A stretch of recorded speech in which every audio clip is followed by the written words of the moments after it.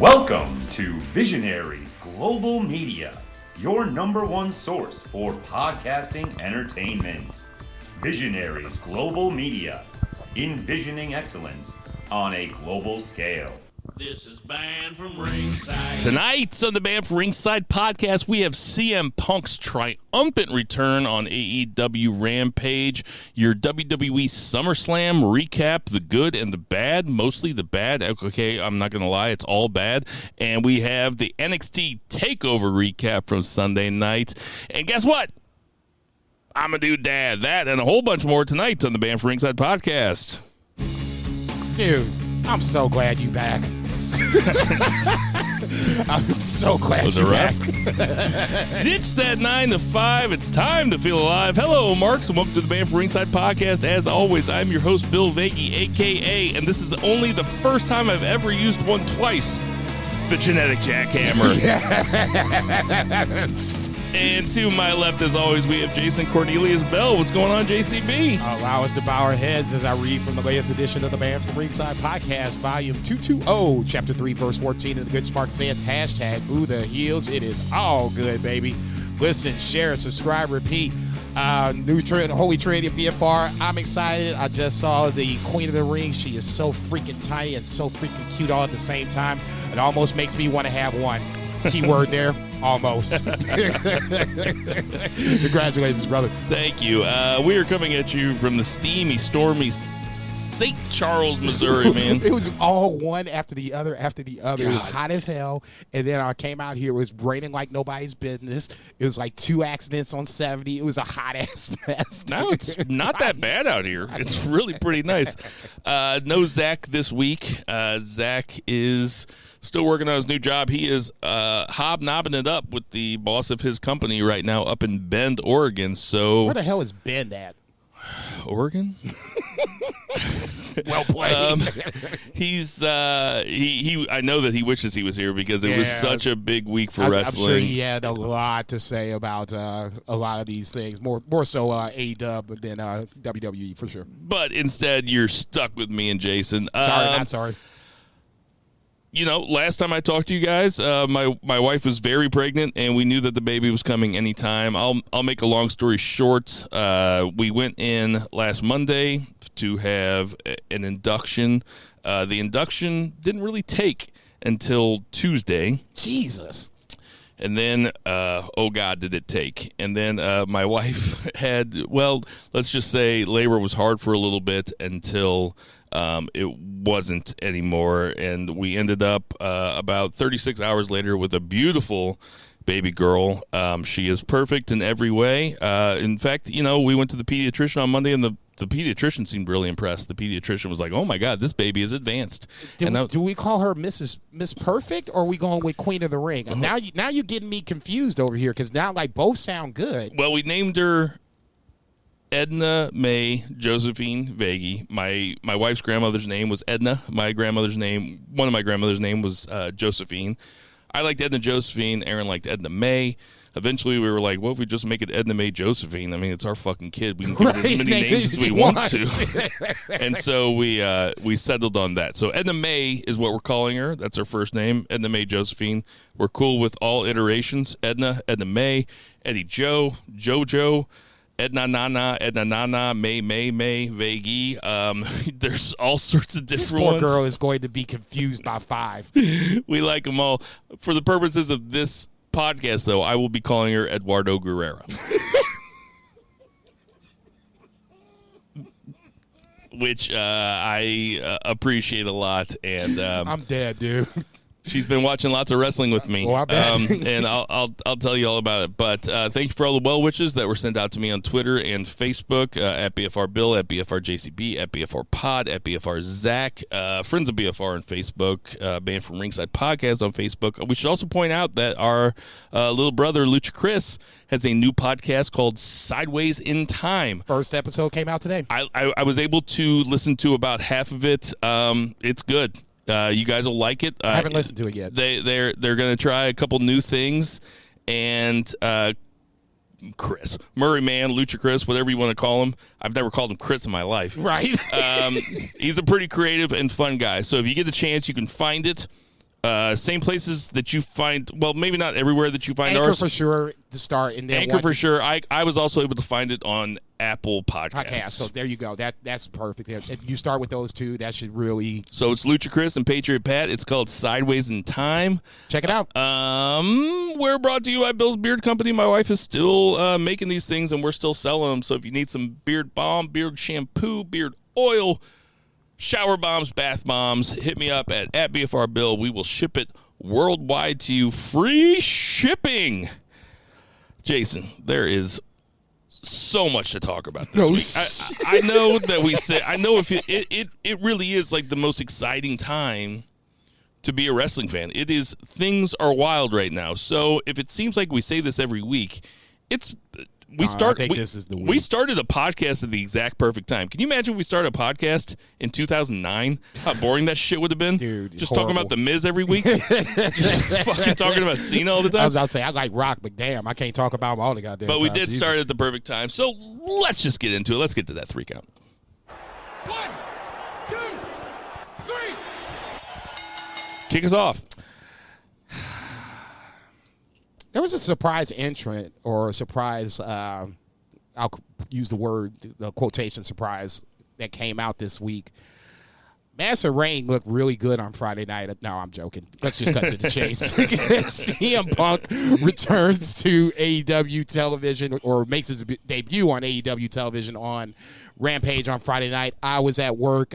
We have a text thread between myself, Bill, and Zach, and right around 9 o'clock, I should have just turned my phone off, and that's what I was intending on doing, but I was busy at work, getting my ass handed to me, and all of a sudden my phone started buzzing like it was like somebody was calling me. So I looked at my phone, and I just saw it was a bunch of texts. I was like, okay, don't look. And it started again. I was like, fuck, I got to look. So, of course, I look, and I find the confirmation that CM Punk has returned, well, not returned, but debuted on AEW. I'll just speak for myself. I watched it after the fact. I had some drinks and then came home and watched the entire episode. I thought they should have brought him out last. I'm really glad they didn't bring him out last, because if they did, it'd have been anarchy. They did it right. Jim Cornette even gave his stamp of approval on it, and for somebody that just despises all things AEW, for him to give his stamp of approval on it, it was so well done. I wasn't looking for anything from CM Punk, honestly. I just wanted to just see him on AEW television, check that box off. Okay, now we can move on to whatever match he wants to first being thrown in. Darby Allin was the match that people were kind of suspecting that he would be thrown into it. He confirmed that that's going to be an all-out match at Chicago Labor Day weekend. Somebody said to me on Twitter that this was one of their most important matches in company history.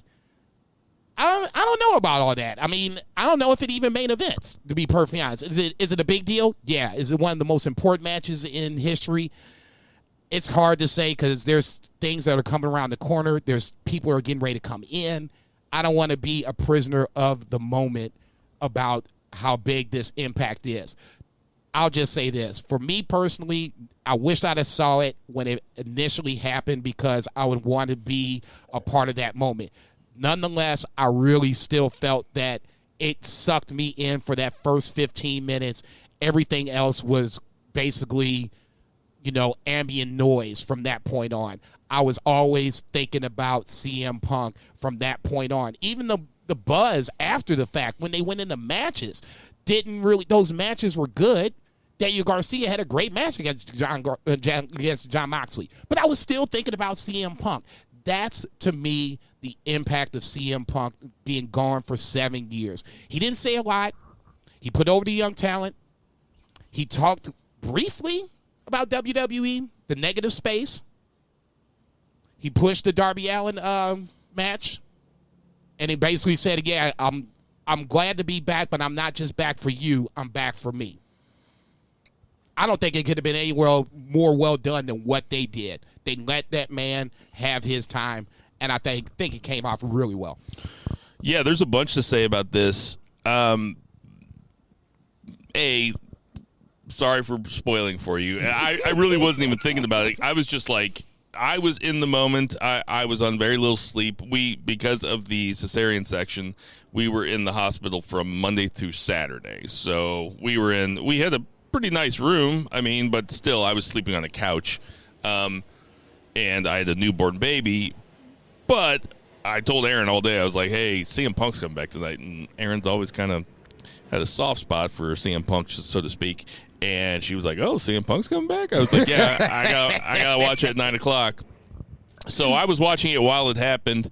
And, a lot of times I don't watch stuff while it happens. And it was really fun to see it live, and B, to be on wrestling Twitter and at the same time.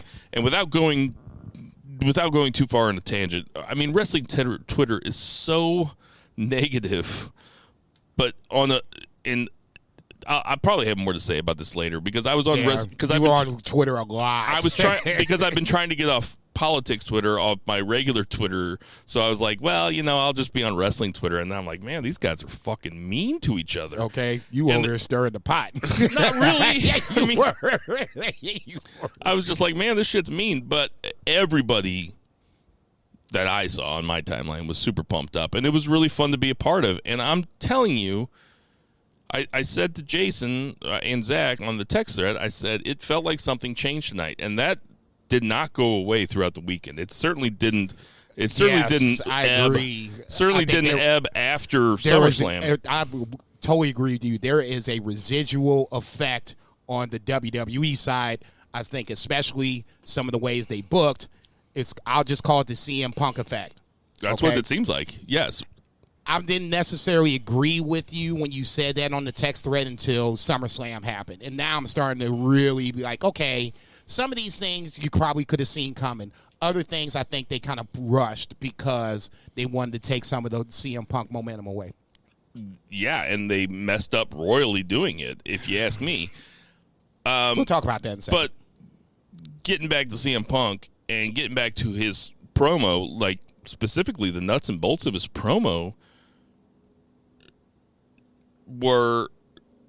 it didn't strike me as disingenuous at all. I thought that it was really heartfelt when he apologized to his fans. He says, I'm sorry that I've been away for so long. He's like, but where I wasn't in the right place to do it. And if you feel like I've abandoned you, I'm going to try to make it up to you over my run here in AEW. Pitch perfect to me. The things that he said about WWE, I don't think that anybody was shocked by what he said about WWE. It's not anything that he hasn't, that A, you didn't already know, B, he hasn't already said, and C, it wasn't like he droned on about it. They asked him what you want to do, where you been for the last 7 years. Little Eduardo Guerrero in the window. Oh, she's so cute. She is cute. God damn it, man. I'm not saying you motherfuckers about to have me try to go have some kids. It was not, but like you said, it wasn't shocking, and he didn't dwell on it. No. He said I left professional wrestling on whatever the date was in 2005 when he left Ring of Honor to come to WWE, and he says, now I'm back in professional wrestling finally. All right, he says, and now I'm back. Now, listen, that's a shot at WWE, but A, from what it seems like, that's really how he feels, and that's what happens. A cool moment. I won't even call it a work shoot. I mean, that's just a shoot. Mm-hmm. But that's what happens when you have a guy like Tony Khan who he said he didn't know what Punk was going to say. He just let Punk go out there and rip. Supposedly what the only instruction was that Tony Khan gave to CM Punk was to promote the Darby Allin match. Outside of that, the floor is yours. Yeah, perfect. So at that point, I mean, I don't think you could come up with like a speech at that point. You're coming back home for the first time in 7 years. You can't script this, even if you wanted to. Even when he threw WWE, quote unquote, underneath the bus, it wasn't even that bad. No. It was. I mean, he could have came so much harder than that. And he just basically said that I was not happy. If anything, I wasn't he was kind of classy about it. I thought so. He fucking hates Triple H. Okay. He could have gone after Triple H. That would have seemed petty. I thought the tone that he struck was perfect, the crowd was just on it. They didn't have to be, prompted to do anything. No. if he stopped for a second, they would chant his name. It was one of the few times that having CM Punk's name chanted was a good fucking thing. You know what I'm saying? Yes. And then this, and more so, just coming back to the fact of him, running down WWE. If he wanted to do it, he could have done it.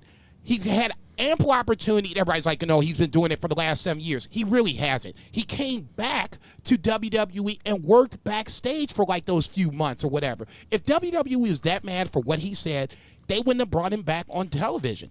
He came back. It didn't work out. They went their separate ways. And even still after that point, now there's tweets coming out like, if it seems like he's running down WWE or AEW or whatever, talking about spots and all this other shit.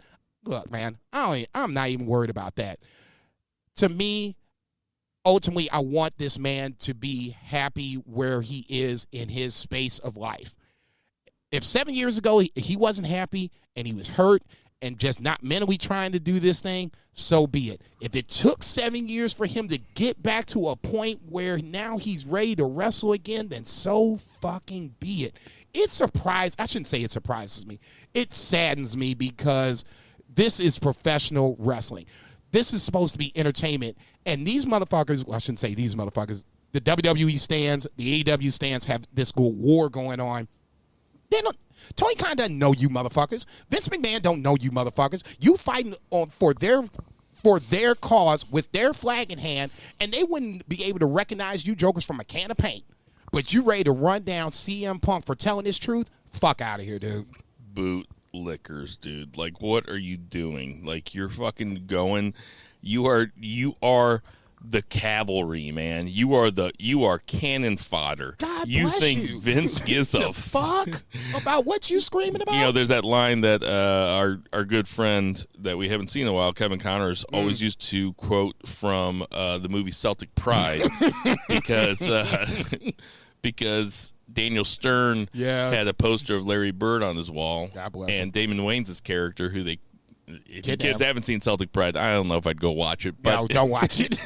But Damon Wayans' character says, because Daniel Stern's character was a plumber, and Kevin Connors always said this. It was so funny. So good. Do you think that Larry Bird has a poster on his wall of you with your hand on the toilet wrangling a turd? He doesn't know who the fuck you are. Bam! That's it. You can't make that any more crystal clear. I love New Japan, but I'm going to be the first to tell you that New Japan is not perfect. There are things that I wish they would do better. Unfortunately, I'm not the guy in control, and I'm damn sure not going to, fight somebody over my $9.99 yen that I pay every month because I love New Japan. So, Gail don't know me, and I don't know Gato. Okay, I just want to be fucking entertained. Yeah, that's it. And you're paying them for it. Okay, entertain me. I'm and not. Make it make You're sense. paying them for me to get entertained also because I have your password. But I mean, collectively, we're paying for it. BFR pays for it. All I ask is for it to make sense, and that's one of the problems with WWE, and we'll talk about that here in a little bit. Just back to the one count, I couldn't have imagined having Britt Baker coming out the week before in Pittsburgh, and they showed their ass. I mean, I was impressed with that. I like Britt Baker, selfishly, I want her to do well, and I'm glad that she had that kind of reception. This motherfucker dwarfed that in so many different ways. I mean, if you would have asked me 2 years ago on this podcast, what's it going to look like when... Well, I mean, just the past couple of years have been such a whirlwind with AEW. Right. And how quickly AEW has come to be a legit competitor. Oh, it's on now. Yes. It's officially on. That's what I meant when I said that something has changed, because that moment of CM Punk walking out there, and by the way, that's why they couldn't have it come on last. The CM Punk chance would have dwarfed everything else. Yeah. Get it out the way. And getting that, I mean, that's an all-time pop. That moment is going to be a watershed, a seminal moment, use whatever adjective you want to.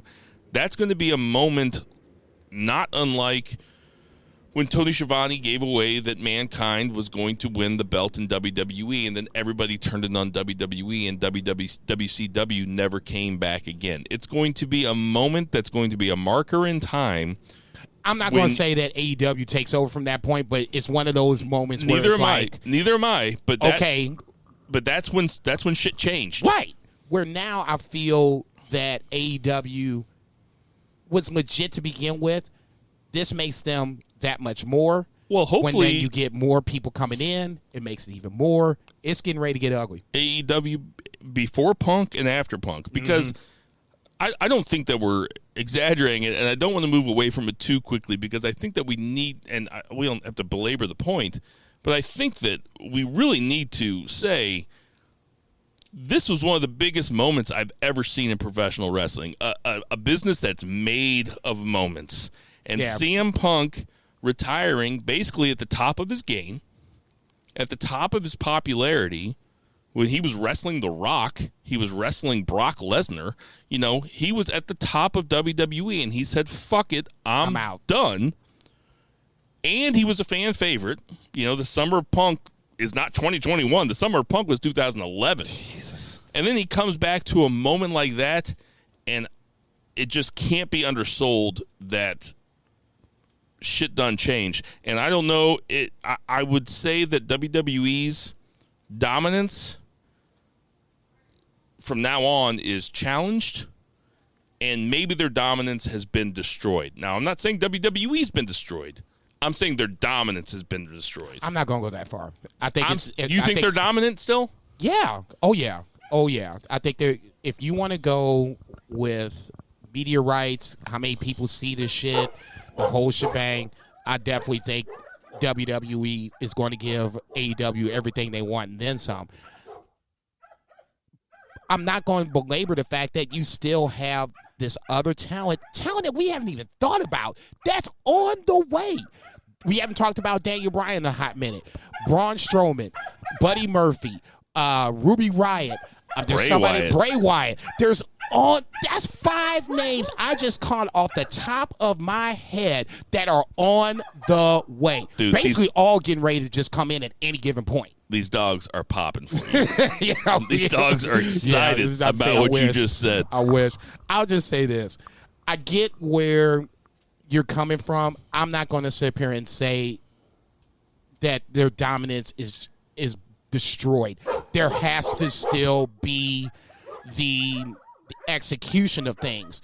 If Bray Wyatt comes over here 2 months from now and lays an egg, people are going to be really on the fact that we hyped this up. Here comes Bray Wyatt, and the next thing you know, he comes out with a bullshit fucking gimmick, a bullshit match. That's bad for Bray Wyatt. Braun Strowman is the one guy I'm really worried about. If AEW is going to really sign him, that's the guy that is going to probably need the most work, because the last time I checked, he was getting worked over by Roman Reigns. He got beat in the swamp match by Bray Wyatt. He got, duped by Alexa Bliss. I mean, he's got the most work of everybody. Yeah, I think that you're thinking about that the wrong way, though, because what AEW does a lot of, for better or for worse, is factions. And they can put Braun Strowman with a dominant faction. They can put Braun Strowman with a lot of different guys, Don't get me wrong. There's a ton of factions, but Braun Strowman doesn't feel like there's here's the place for Braun Strowman, if that makes sense. I'd put him with Scorpio Sky and Ethan Page tomorrow. That's what I would do. Stop it. Scorpio Sky, Ethan Page, and Dan Lambert. No, they're fine without no fucking Braun Strowman or whatever they're going to call him when he comes back over here. Let's just leave that be. Braun can come in. Him and Lance Archer can have a little feud to start off with. Hopefully Lance Archer goes over, and then you can kind of go from there.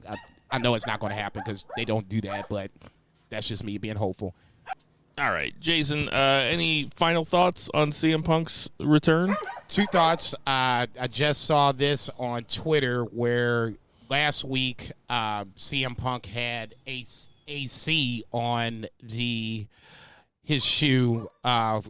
Assumingly, that's for Adam Cole. This week, he has BW on his shoe. I would go with the assumption that BW would stand for one Bray Wyatt. Now, like I said just a couple of seconds before, I don't think that, the big moments for AEW are done for 2021 just yet, considering who's on the way, and at some point, Hangman Page comes back, and Page and Omega are going to wrestle for the title. And at that point, that's where I expect Omega to lose the title to Hangman Page. I'll call that shot right now. That's one of those moments I expect to be a huge moment in AEW history because of the story that they've told to this point. Okay. Since AEW's inception, really. Right. Okay. That's where I'm saying that, this motherfucker here was really big. But with things coming down the horizon, I think this might be a part of recency bias or whatever you want to call it. It might slide down the path a little bit. The second thing I wanted to talk about is how I don't think people understand. Well, I shouldn't say understand, but maybe you just don't get how the way things work in the world, at least in Jason's world. When I got fired from other places, don't think I wasn't talking dirty about them. I was talking mad dirty about them. Was it my fault? Yeah, probably. But don't think I wasn't talking dirty about them because you going to fire me. That means I have dirt on you. Don't think I'm not going to talk about your dirt to somebody else. I don't understand why people don't think that CM Punk or FTR or anybody that's been released from WWE is not going to speak ill of them if they felt they've been done wrong. Aleister Black is one of the few that I will give credit to. Maybe it's the fact that his wife still works for WWE. That's another story for another time. He's one of the few that have taken the quote-unquote, the high road. Everybody else in some form or fashion has had a problem with the way WWE has handled their career. So at that point, you might want to start looking around and not thinking maybe it's me or maybe it's them. It's me. WWE has a track history of doing shit like this poorly, time after time after time. And then ultimately when you release talent or they decide the contract runs out, for whatever reason, you're going to let Adam, that's another story for a hot second. You can't blame these guys for telling their story. Whether you like that story that's being told, that's something totally different. They have a story to be told. I want to hear said story. So don't be mad because CM Punk told his story. If Daniel Bryan comes out, that's the one I want to hear. If Daniel Bryan comes out and runs down WWE, won't happen. Won't happen. I'm not saying it will. He probably won't because Daniel Bryan is that guy. Daniel Bryan, he's kind of above that. Not only is he above it, Daniel Bryan is also a guy that seemingly got a lot of creative control with his character towards the end. Not even towards the end. I mean, even at WrestleMania 30, when the entire play, when Yes-O-Mania, or whatever you want to call it, was running wild, and everybody was so mad that Daniel Bryan wasn't getting the fair shake or the main event run that the fans wanted him to have, he got put in the Wyatt family. They cut it out the next week. There's that famous anecdote about when Daniel Bryan was supposed to, he was supposed to show up on Raw, and the entire place was chanting, yes, yes, yes, Daniel Bryan, the entire night. Daniel Bryan went to Vince and said, leave me off of TV this week. He's like, it's only going to ramp up if you leave me out. They'll get even madder if you leave me off of TV. And Vince took it, and I'll tell you what, it ended up being one of the greatest WrestleMania performances of all time. Dare I say, top 5. The greatest? I don't know. I'm going to be conservative, top 5. Okay, but Daniel Bryan seemed to have a lot of control, and they also agreed to let him come back and start wrestling again, which they've done with other guys. I don't know the ins and outs of that. I would be shocked, like legit shocked, if Daniel Bryan came out and ran down WWE, just because it seems like he has had a pretty good relationship with them. They've done right by him when push comes to shove. Now at that point, if he says something about WWE, would I be shocked? A little bit, but once again, that's his story to tell. I'm not going to sit up here and tell him that he can't say this or, this person can't say that. When you got disgruntled employees, you expect them to be quiet? Come on, man. Well, they don't have to be. That's the thing. It's like that's why all these people that that say shit like, and I'm doing my best. WWE made CM Punk. That's the big one. I'm like, okay, stop. I'm doing my best, and I want to stress that this is not a straw man. This is shit that people are actually saying. Oh yeah. That CM Punk owes more to WWE because he what? elevated his WWE elevated CM Punk because they brought more eyes on CM Punk. But that is such a bootlicking, anti-worker take that there's not a serious person out there, and unless you admit to being a bootlicker, or unless you admit to being unless you're pro the boss. Like right. I just hate these people that are pro boss. It's the same thing when people talk about, well, the Cardinals can't go. This is delving into baseball shit, but follow me. It's like when people say, well, the Cardinals top rope can get this. Go ahead. The Cardinals, they don't have the money to go out and get this guy. It's like the Cardinals don't have the money, motherfucker. Shit. It ain't your money. Do you know how much fucking money that the owners of the Cardinals have? They got buku bucks. Yeah, don't tell me the Cardinals don't have the money. It's not your money. Okay. You can say whatever you want to. They got buku bucks. Yeah, don't be trying to save Bill DeWitt money. Okay, of all people. Okay, thank you. Of all people, this motherfucker. We went to the game on Sunday. Just quick sidebar. $50 a ticket. Okay, $50. Great seats though. Section 138 underneath the fan. Great seats. Hot day underneath the shade. Perfect. I got a hot dog and a soda. Not the big boy soda, like the small soda. Guess how much I paid for a hot dog and a soda? $21. $16. Yeah. Still, yeah. I'm like, damn. Yeah. If it would have been a bratwurst, it would have been $21. Yeah. And I was like, no. I just want to put something on my stomach. I was fucked up from the night before. I just want to put something on my stomach. Right. I ain't drinking tonight, or today. I chewed some Wrigley's on the way here, which kind of settled it a little bit. Yeah, we're good. Takeover tonight. I want to be, I didn't want to be too drunk for Takeover. But it's the same thing. It's like, why would you talk about like CM Punk? CM Punk is the talent. CM Punk is the worker. It's the same thing when all these people talk. You know what? I'm just going to let it rip. It's my podcast. Yep, go ahead. It's the same thing when people talk about, oh, well, these NBA players, these NFL players, these MLB players, they're just looking for more money. It's like, motherfucker. Aren't you? Yeah, what do you... You good with minimum wage? Oh, well, they're billionaires looking for more money. It's like, are there millionaires looking for more money? It's like, yeah, but they're looking for more money from the billionaires. Right. So now you're taking the billionaire side? These guys have a finite time. Guys like CM Punk, guys like Daniel Bryan. I mean, especially when you think about Daniel Bryan with his history. Yeah, concussion we're history. On a little hourglass with Daniel Bryan on that one. Right. He has a finite amount of time to make the money that he has to make. And CM Punk, you know what? You know what else? It helps CM Punk if he goes out and runs down WWE from a financial perspective, which is what WWE would do to him if they could, or if it was financially advantageous to them. So don't get it twisted. Don't take WWE making deals with Saudi Arabia and he owes them shit. He's a fucking dude from Chicago. He's an independent contractor. Okay, let's just call it for what it is. At the end of the day, he's an independent contractor. So just drop that shit. And for everybody else, that's funny. For everybody else, you don't have to take those people seriously.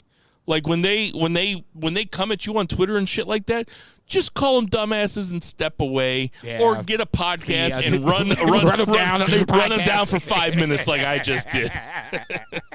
Because they're not serious people. They're not serious people. Guess who's back? Back again. Billy's back. Let's get to that too. Tell a friend. Motherfuckers. Glad to see CM Punk back. Oh, hell yeah. I mean, it was great. Yeah, all bullshit aside, that's the main takeaway. CM Punk's back, and I can't wait to see what happens moving forward. All right, so after the highs of, people just being so happy to be wrestling fans after Friday night and CM Punk comes back and everything happens, WWE does SummerSlam on a Saturday, which is a first. From what I hear, it was the most watched SummerSlam of all time. Supposedly, that's what they say.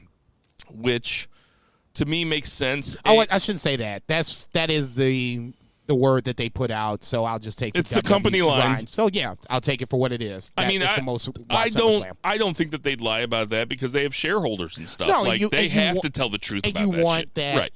if that is truthful information, you want that to come out. You want that positive push, especially with CM Punk just coming out the night. Now, who knows what their barometer is for judging that, especially when it's on a streaming service. But I think it's YouTube. It's nevertheless, other things, all the numbers combined. Here's your ultimate number. It makes sense that a lot of people saw it because it was a Saturday night. Yes. And it is a product that has been skewing younger and younger and younger. So children, probably 13 or under, on Sunday nights, they're not allowed to stay up as late. I wouldn't be surprised if their parents let them stay up a little bit later to watch SummerSlam so they could watch Cena and Reigns. I can't wait until Edna is like, I want to stay up. No, you got to go to sleep. Yeah, we'll stay up for Ring of Honor. We'll stay up for Ring of Honor at midnight on KPLR 11. We say that'll put you right to sleep. You ain't shit. But my biggest takeaway, there's two or three. There's two that have to jump off the bat. There were two things. I'll give you a third. There were two things that were infuriating about it. So I'll just start with those. Yeah. Or should I start with good or should I start with bad? It's your podcast, baby. I'll start with the bad. Okay. And it was the first one being Becky Lynch and Bianca Belair. As aforementioned, we've been at home, just my nuclear family, me and Aaron and Edna May, and I was like, hey, Aaron, like, I'm not going to watch wrestling all weekend. Oh, well, actually, I am, but I won't be watching wrestling next weekend, okay? Yeah, it's bits and pieces. It's a good weekend to take off. It's nothing happening. So she was a good sport, and she was sitting in the recliner and, nursing and just holding the baby, and the baby would sleep, and then you change the baby's diapers, and I'm just watching SummerSlam. I'm also changing the baby's diapers. Not good, Trust man. me. Hey. Actually kind of good at it now. But so she watched SummerSlam with me. When Becky Lynch came out, okay, so Bianca Belair is supposed to fight Sasha Banks. Sasha Banks has been ruled ineligible. Okay, stop the tape for 30 seconds. Here's my first problem with that. Okay. You knew that Sasha, in some form or fashion, was not going to be on this card. It was definitely rumored. Okay. She had not been on SmackDown for a couple weeks. She missed like 2 house shows. She had missed the SmackDown Go Home show. Right. So if you're up with the dirt sheets, you knew that something was up with Sasha Banks unless it was a work. Okay. Now, WWE would probably even know more than what we know. So if you're going to sit up here and tell me that all of a sudden that WWE didn't know that Sasha Banks wasn't going to be a part of SummerSlam, I'm going to call bullshit. Now, go ahead. Yeah, that's certainly bullshit. And because they had Becky Lynch shirts already made. I mean, just it's complete garbage that they knew that Sasha Banks wasn't going to be there.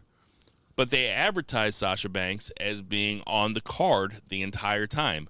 The Saturday night when I came home from work, I watched it. I watched it, and I was like, okay, I'm looking for Sasha. I'm looking for Bianca. Is this match still on? And when they showed that little spot at the beginning of SummerSlam, I was like, okay, game on. This match is still a go. Right, Perfect. they did the vignette at the beginning that showed the entire feud leading up to this point. That's dirty pool. That's bait and switch. Yes, it's bad. So Bianca's out there. Ring announcer says that, okay, Sasha Banks is unable to compete. They bring out Carmella. Bummer, right? Wah, wah, wah, wah. I turned to my wife and I said, they should have given somebody else this spot. Give it to Toni Storm. Give it to fucking Raquel Gonzalez. Just make a match. Like, make it a fun match to watch, right? Okay, and here's my devil's advocate argument against that. Because you haven't built anybody else up, you can't just give this person this match unless they're going to win. And that is with the title on the line. No, you could give Toni Storm a good rub. I mean, but is Bianca that girl to give the Toni Storm that rub? Okay. Oh, I think so. I think Bianca Belair is over. She might be over. I'll just say this. My knee-jerk reaction is either have the match or don't. Pull it off the card. It's 4 hours. You got plenty of fucking time. You can give other matches other time versus what they ultimately did. Go ahead. What Well, they bring Carmella out, and I turn to my wife. I say, that's kind of a bummer, but, whatever. Nah, Just have you better than me. I'm in the apartment. The cats are scattered. I'm like, man, what the fuck is this? It's 2:30 in the morning. Pissed. Becky Lynch music plays, and I say, oh, okay. Becky Lynch comes out. I forget, did she beat up Carmella and just throw her out of the way or something? Ultimately, yes. And then Becky Lynch grabs the mic and says, how about Bianca Belair? How about me and you tear the roof off this place? And so I say, hey, now this is interesting. Talking. This is something I'd like to see because now we're talking. I'm as interested in this as I was in Sasha Banks and Bianca Belair. Equally. Their rematch. Equally. Bianca Belair goes for a handshake. Becky Lynch gives her the rock bottom, which I think is No, hang on. Becky Lynch puts out the hand. Bianca shakes said hand. Becky yaks Bianca in the face, then hits the rock bottom. It's a 1, 2, 3 count. The match is over. Bianca's squashed. Bianca squashed. That is a squash. Oh, yeah. There's no. Okay, so let's, I want to make sure we have, for those who are not, wrestling savvy on terms, that is a squash. A squash to me is any match that ends in less than 2 minutes. Yeah. And you just squashed. 5 might be a little more conservative, but 2, this was a squash. You just squashed your biggest women's babyface, somebody that was created in a massive way at WrestleMania. Even before that. And was really on a good run. And, these women's babyface champions, from everything that I've read, they do a lot of money for the company also. Because of the age of the people that watch WWE now. There couldn't have been a worse way to do this. I don't care if you come at me and you say Becky Lynch is going to be a heel. I already took the bullet on this one. I'll say I've been fighting people all week long, all weekend, week on. I've been fighting this whole fight. This is the worst way to do it. Go ahead. If Becky Lynch is going to be a heel, which she is now, she's a heel. That's fine. She's a heel, but it wasn't made clear enough by the way that the match went down. Huh? Hear me out. Oh my God. Hear me out. If you're watching casually like I was, I'm not intent on it. I'm not fucking focused in on Becky Lynch versus or Bianca Belair. I'm just kind of watching it, and I might be talking to somebody and I might have to reach down and eat my popcorn or whatever. Yeah, for sure. But the handshake thing went by really quick.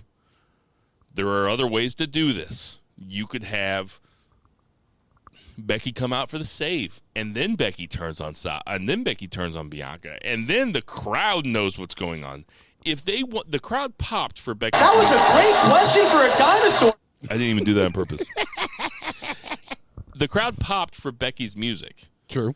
The crowd did not pop for the title change. No. The crowd was audibly silent. Yes. Yeah. And apparently this was Vince's idea. Vince wanted to make Becky's return that much bigger. Yeah.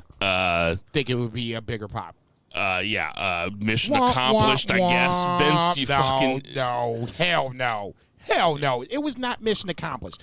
Okay, here's my first problem with. You make it sound like we're arguing. We're agreeing. We're getting ready to argue about whether.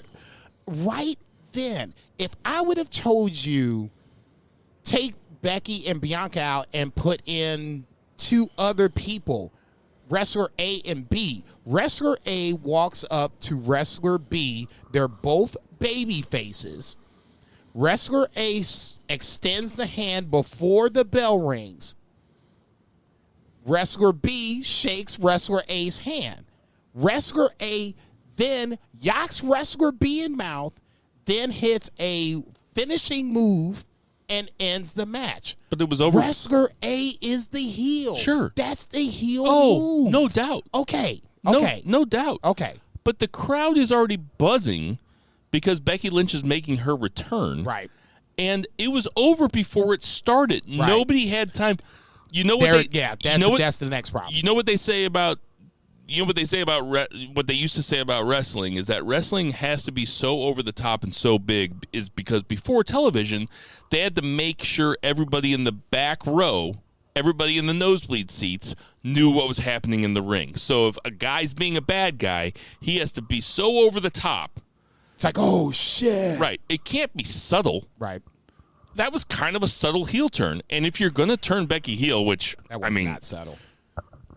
That was not subtle. Okay, maybe it wasn't subtle if you're watching on television, but I'm telling you, if you're in the Allegiant Center or wherever the fuck they were, and you're eating your fucking hot dog and you're talking to your friends and the place is buzzing and you might lean over, you might not know what happened. You just see Becky Lynch hit a manhandle slam or whatever the fuck it's called. It's a rock bottom. Rock bottom. And you don't know what happened. And that's what happened. I turned to my wife and I said, now you can say, yeah, it's a heel turn. Of course it's a heel turn. But you have to watch it twice or 3 times before you know it's a heel turn. I watched it twice just to make sure I wasn't tripping. Yes, that is not wrestling. And that brings me into my other thing about Goldberg. But let's finish this Becky conversation. Okay. I'm not sure that bringing Becky back as a heel is the best move anyway. Either way, that's fine if you want to bring Becky back as a heel. But it has to be more demonstrably obvious to the crowd because the crowd, the live crowd, is going to tell the home viewer what to think even more than the announcers are. It's show, don't tell. Okay. I'll agree with you on that. There's nothing to disagree with, Jason. No, I'm right.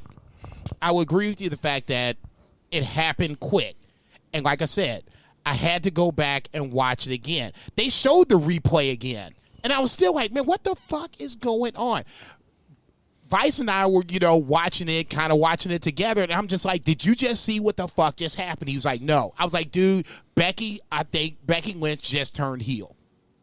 That was my knee-jerk reaction at 2:33 in the morning. Hold on a second. Oh, shit. You and Vice were hanging out together? No, it was text. It was text. He was there. I was down in the city. Calm down, man. Calm down. I wasn't invited? No, it was Saturday night at 2:30 in the morning. Dare I say Sunday? I would like to think, Dad, we did the right thing and not, wake you up, wake Edna up, God forbid, wake Aaron up. You're welcome. Anyway, my knee-jerk reaction was like, this shit is here.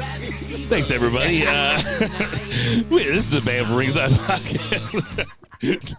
I'm fucking just jumping off the ledge. All right. Getting thrown off the ledge. So let me ask you this, though. I mean, what do you think about the way that this does Bianca Belair? I mean, this does Bianca Belair dirty. I said it to a friend of mine, I guess it was earlier this week, Tuesday or Wednesday, and he was like, what the fuck would happen with Bianca? And I was like, dude, if you stop and think about it, they have built her up to a point where now that's why everybody was just like, whoa.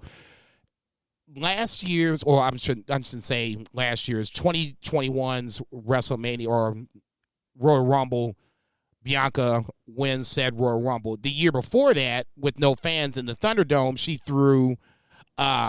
set the record for most eliminations by a woman. So, I mean, we've slowly but surely started to build up to this point where now it shouldn't end like this. This is Kofi Kingston on the women's side, and it was so disappointing to watch.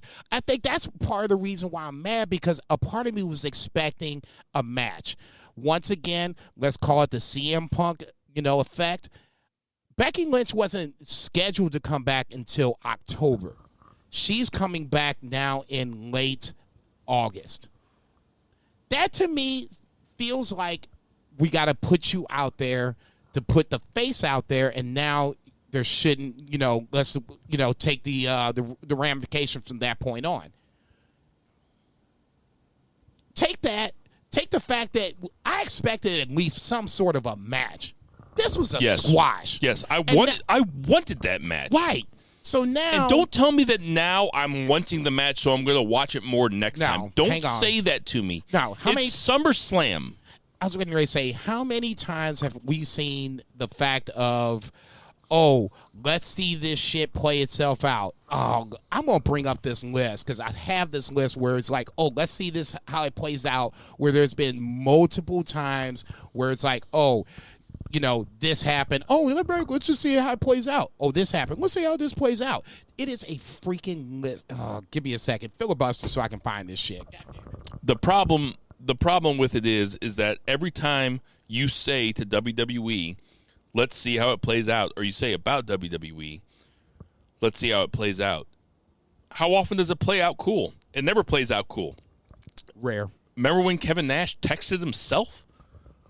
Lord. I mean, was I with you when that happened? Jesus. We were watching SummerSlam together. I think that was, well, doesn't matter. Okay. I can't find the text because I'm not even gonna worry about it. Just quick on that thought. Retribution, same thing. Raw Underground, same thing. The hacker for Mustafa Ali, that was the big thing for SmackDown. That never played itself out. I don't even remember that one. Okay, the Hurt Business. You know, they broke up. Oh, let's see how it plays out. It plays out the same way. Okay, at the end of the day, Vince is going to do what Vince wants to do, number one. Number two, I got the sneaky suspicion now. I don't even want to say this shit out loud. But this makes it makes me feel like Bianca's on the slide down at least a little bit. She's going to take the L against Becky whenever this rematch happens. If it happens here, Saudi, on the moon, that's the L. So now you got 2 L's against Becky Lynch, one in a squash, and now the second one is probably going to be a legit match. Well, it makes it seem like Belair was just a placeholder for Becky Lynch. Dude, and what did I say multiple times in this podcast? Booking for Becky. It all comes around for booking for Becky. You got these top Booking for Becky, all roads lead to Roman. Okay, fair enough. There you go. That's it. We can move on. I'll just say this: if you're still defending the booking on that, and you're trying to say that that's not god awful booking, I don't know what to say. You and I watch wrestling for different reasons. I don't know what to say. Like, that was a squash, and you let the baby face that carried it's the SummerSlam with your champion from WrestleMania who went over Sasha Banks that had this huge babyface run. Thank you. And it's SummerSlam. Yes. Which is basically your WrestleMania because it's the first full one of the major fours that has a full arena in it. And you squash her like that. It was hard to watch. It was hard to watch. It was. I legit feel bad for Bianca Belair because it happened then, and now here comes the bad part about it. She's going to lose again to Becky Lynch. Well, also,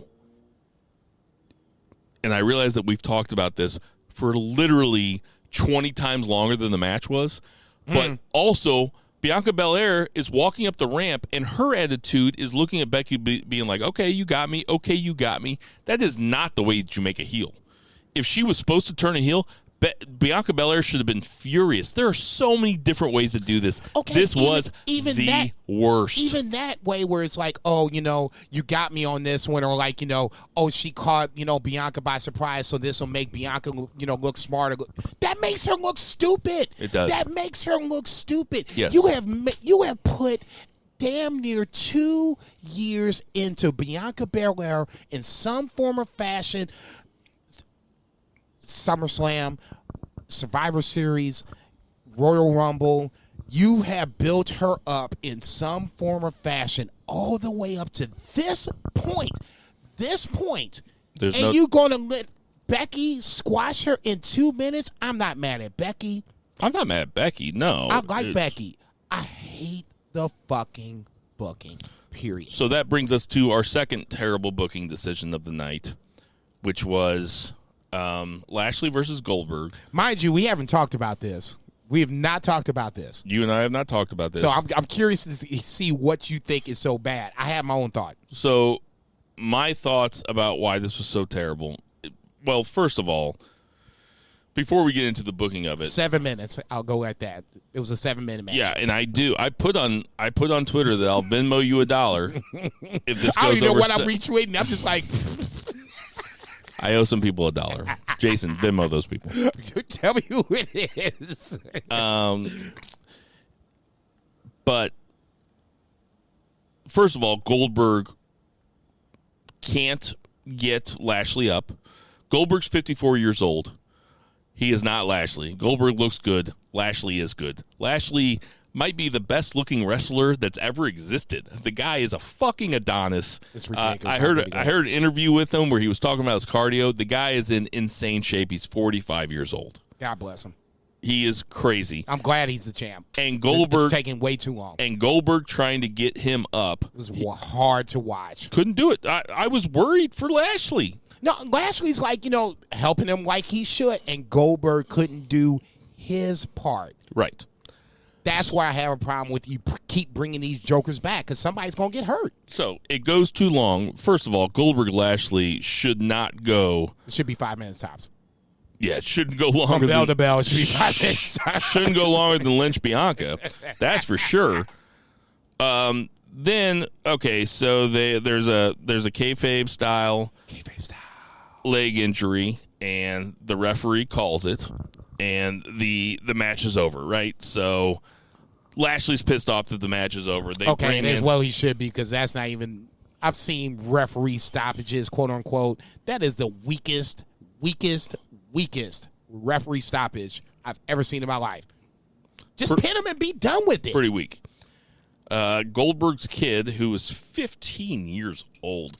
First of all, I know there's so much I know there's so much nepotism in wrestling, but a 15-year-old becoming part of it, and so Lashley puts this 15-year-old in the Hurt Lock. No. Hang on. Let's tell the story right. I'm just, for brevity's sake, I'm just trying to get through it. Gage came over into the man's section and got that work. Okay, let's just call it for what it is. Yes. Okay. Yeah, a 15-year-old has no place in the wrestling ring with Bobby Lashley. You jump that man from behind. Guess what you get? The Hurt Lock. So then Bobby Lashley puts him in the Hurt Lock, and everybody's like, what the fuck is going on? MVP has to pick up the microphone and say, hold on. Somehow this makes Lashley a heel, that this dude gets up into his kitchen. While the crowd is cheering, by the way. While the crowd is cheering. Gets up into Lashley's kitchen, and Lashley puts him in the Hurt Lock, puts him down with it, hurts the kid. Should have hurt him more as far as I'm concerned. See, you ain't shit. I ain't shit for laughing, but you ain't shit for saying that. Listen, I don't want 15-year-olds to get hurt, but they're old enough to know better. No, you ain't supposed to be jumping this rail. MVP has to grab the mic and explain to the crowd what just happened. He had to explain to the crowd because the crowd was on their hands, sitting on their hands, not knowing what was happening, and MVP had to be like, oh, Lashley didn't know it was Gage Goldberg. He didn't know it was Gage Goldberg. He was basically trying to say, don't be mad at this guy for hurting a 15-year-old. Hey, the crowd wasn't mad at Lashley for hurting that 15-year-old. Like, Lashley. I'm like, what the fuck is going on? My biggest issue with this is that it kind of goes back to it does go back to what I was saying before. If the manager of the talent has to pick up a mic and basically explain to the crowd how they're supposed to feel about something, that's god-awful shit booking. And I've never booked a show in my life. Nope. I've never wrestled a match in my life. I've been watching wrestling for a long time. And people will come at you on Twitter, and people will say, well, you've never booked, you've never wrestled, just wait, see how it plays out. No, I'm not going to. Nope. Because if you can't I know how this story ends. If you can't tell, if the crowd can't tell what's going on, then that's not wrestling. That's a problem. That's not the way wrestling works. The way wrestling works is it's supposed to be so over the top that everybody knows who the good guy is and who the bad guy is. Right. And if MVP has to grab the mic and explain it, then you done fucked up, and that was a bad plan. And it's amazing to me that they went into SummerSlam with this plan. This is what you want to roll with. Also, Lashley is such a great heel champ. Why would you put him in there against anybody who has the capacity to be booed like Goldberg? People are sick of Goldberg. Even the WWE crowd is sick of Goldberg. Are they? I'll tell you what, they were cheering when Lashley won, and they were cheering Lashley beating up a 15-year-old. Yeah. Okay, fair. So fair points both ways. If you're sitting there in the crowd and you're like, well, you know what, I hate Lashley, but man, I'm glad Lashley beat this motherfucker, then you put him against the wrong guy. You might as well put him against Leon Ruff. That's a match I'd rather see. See, good old Leon Ruff comes back to the BFR podcast. I'll just say this. For Lashley's sake, and it's not even Lashley's sake, it's a WWE problem. I've said it before, I'll say it again. It's too top heavy. Once you start getting past a certain amount of talent on both sides, and I know I'm pretty sure we're getting ready to talk about who we're going to hear in a little bit. Where do you go? Especially just on point with Lashley. I mean, damn. He beat Drew. Orton's in a title, not even a title chase. He's a tag champ now. So, I mean, basically, he's going to lose to Goldberg. Lashley's going to, this is another thing. It's a SummerSlam match. I wish there was a video, media on my face right now looking at you like this. It's a SummerSlam match, and you're using SummerSlam like a Raw to build to Saudi Arabia, because they're going over to Saudi Arabia, and Lashley and Goldberg are both going there. You think Lashley drops it at Saudi Arabia? That's my guess. Dude, I would lose my shit. And he's going to lose to Goldberg. What? And then Goldberg will probably lose it to McIntyre, and then all of a sudden they can just run back McIntyre and Lashley again. I don't know, man. I don't know. Or the either scary part about it is that almost makes sense in WWE world. Yeah, because McIntyre's not allowed to challenge for it against Lashley again, but they can run it back if Goldberg's a transitional champion. Goldberg, who has already won in Saudi Arabia a couple times. I thought we had Drew with the U.S. title. Now here you come with this, What are we doing, though? Like, what are they doing? Like, some... I shared this thing on Friends of BFR where somebody said AEW's ethos seems to be to take all their money, take all of Tony Khan's buku bucks. Who's taking the buku bucks? Huh? Who's taking the buku bucks? I guess there's my first question. Tony Khan is taking his buku bucks and he's turning it around and putting it into a promotion that just makes wrestling fans happy. Like everybody that watches AEW, it's not perfect, but it's not perfect, but it seems like a wrestling party. Like everybody's in on it. People boo the right people. Everybody boos the heels. Yeah. They've been listening to the podcast, obviously. Yeah. Everybody boos the heels, and it is a promotion that seems more times than not gets it right. Oh yeah. Oh, and more times than not. And I'm just going on a nice slide. I'm only scale. critical of them because I love.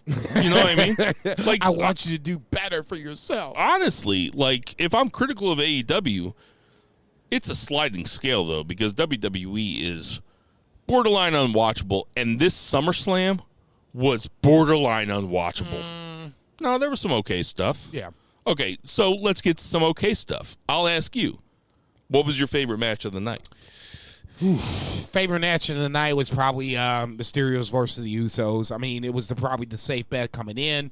Seth versus Edge. Take that back. Seth versus Edge. I'll take that whole back. It was the first match I saw on the list, but Seth versus Edge, I think, easily takes it without question. Edge with the huge brood introduction. Seth coming out with his drip. The match itself was good. They gave it the proper time. That was probably the match of the night. Mysterio's versus Usos is probably the second. From there, and don't get me wrong, Cena versus Reigns was good, but that first 5 or 10 minutes, let's just say 5 minutes conservatively, felt like a lot of roll-ups. I mean, that's where I was like, is this motherfucker getting ready to win by a roll-up? Well, okay, let's start there. I didn't hate that because that seemed to be the story that they wanted to go with. 1, 2, 3. Cena said, all I got to do is get you for 1, 2, 3. It seemed like Cena, they were telling a story in the ring that Cena was just trying to roll him up. Cena was trying to steal one away from him because Cena knew that he was older that he was slower. I'm going to get my ass kicked in this match. So the only way that I can do it is try to steal one with a roll-up. And then Roman goes over clean. Okay.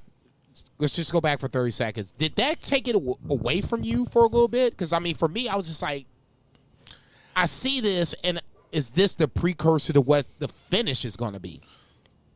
It didn't take away from me. What it did was intrigue me. It got me more into the match. I was like, oh, well, this is because you watch matches like that, and you pretty much think that Roman's going to go over, but there's always we all had Roman going over. We did, but there's always the possibility that WWE could throw a curveball in. And this was a good spot for a curveball to come. Right. And that was the most interesting part of the match to me. I like that Roman went over. He goes over clean. Check. Yes, check. Ultimately, this was not my favorite match because,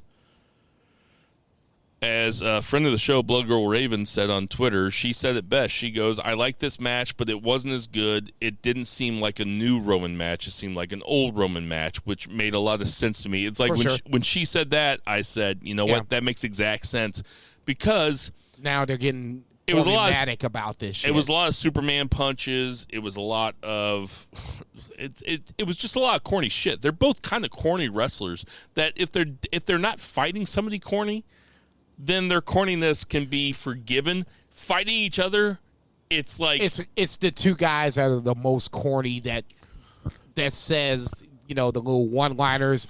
Roman's looking into the camera saying, you know, Hollywood, come get your boy type shit. Did you ever hear when Martin Scorsese said that shit about Marvel movies?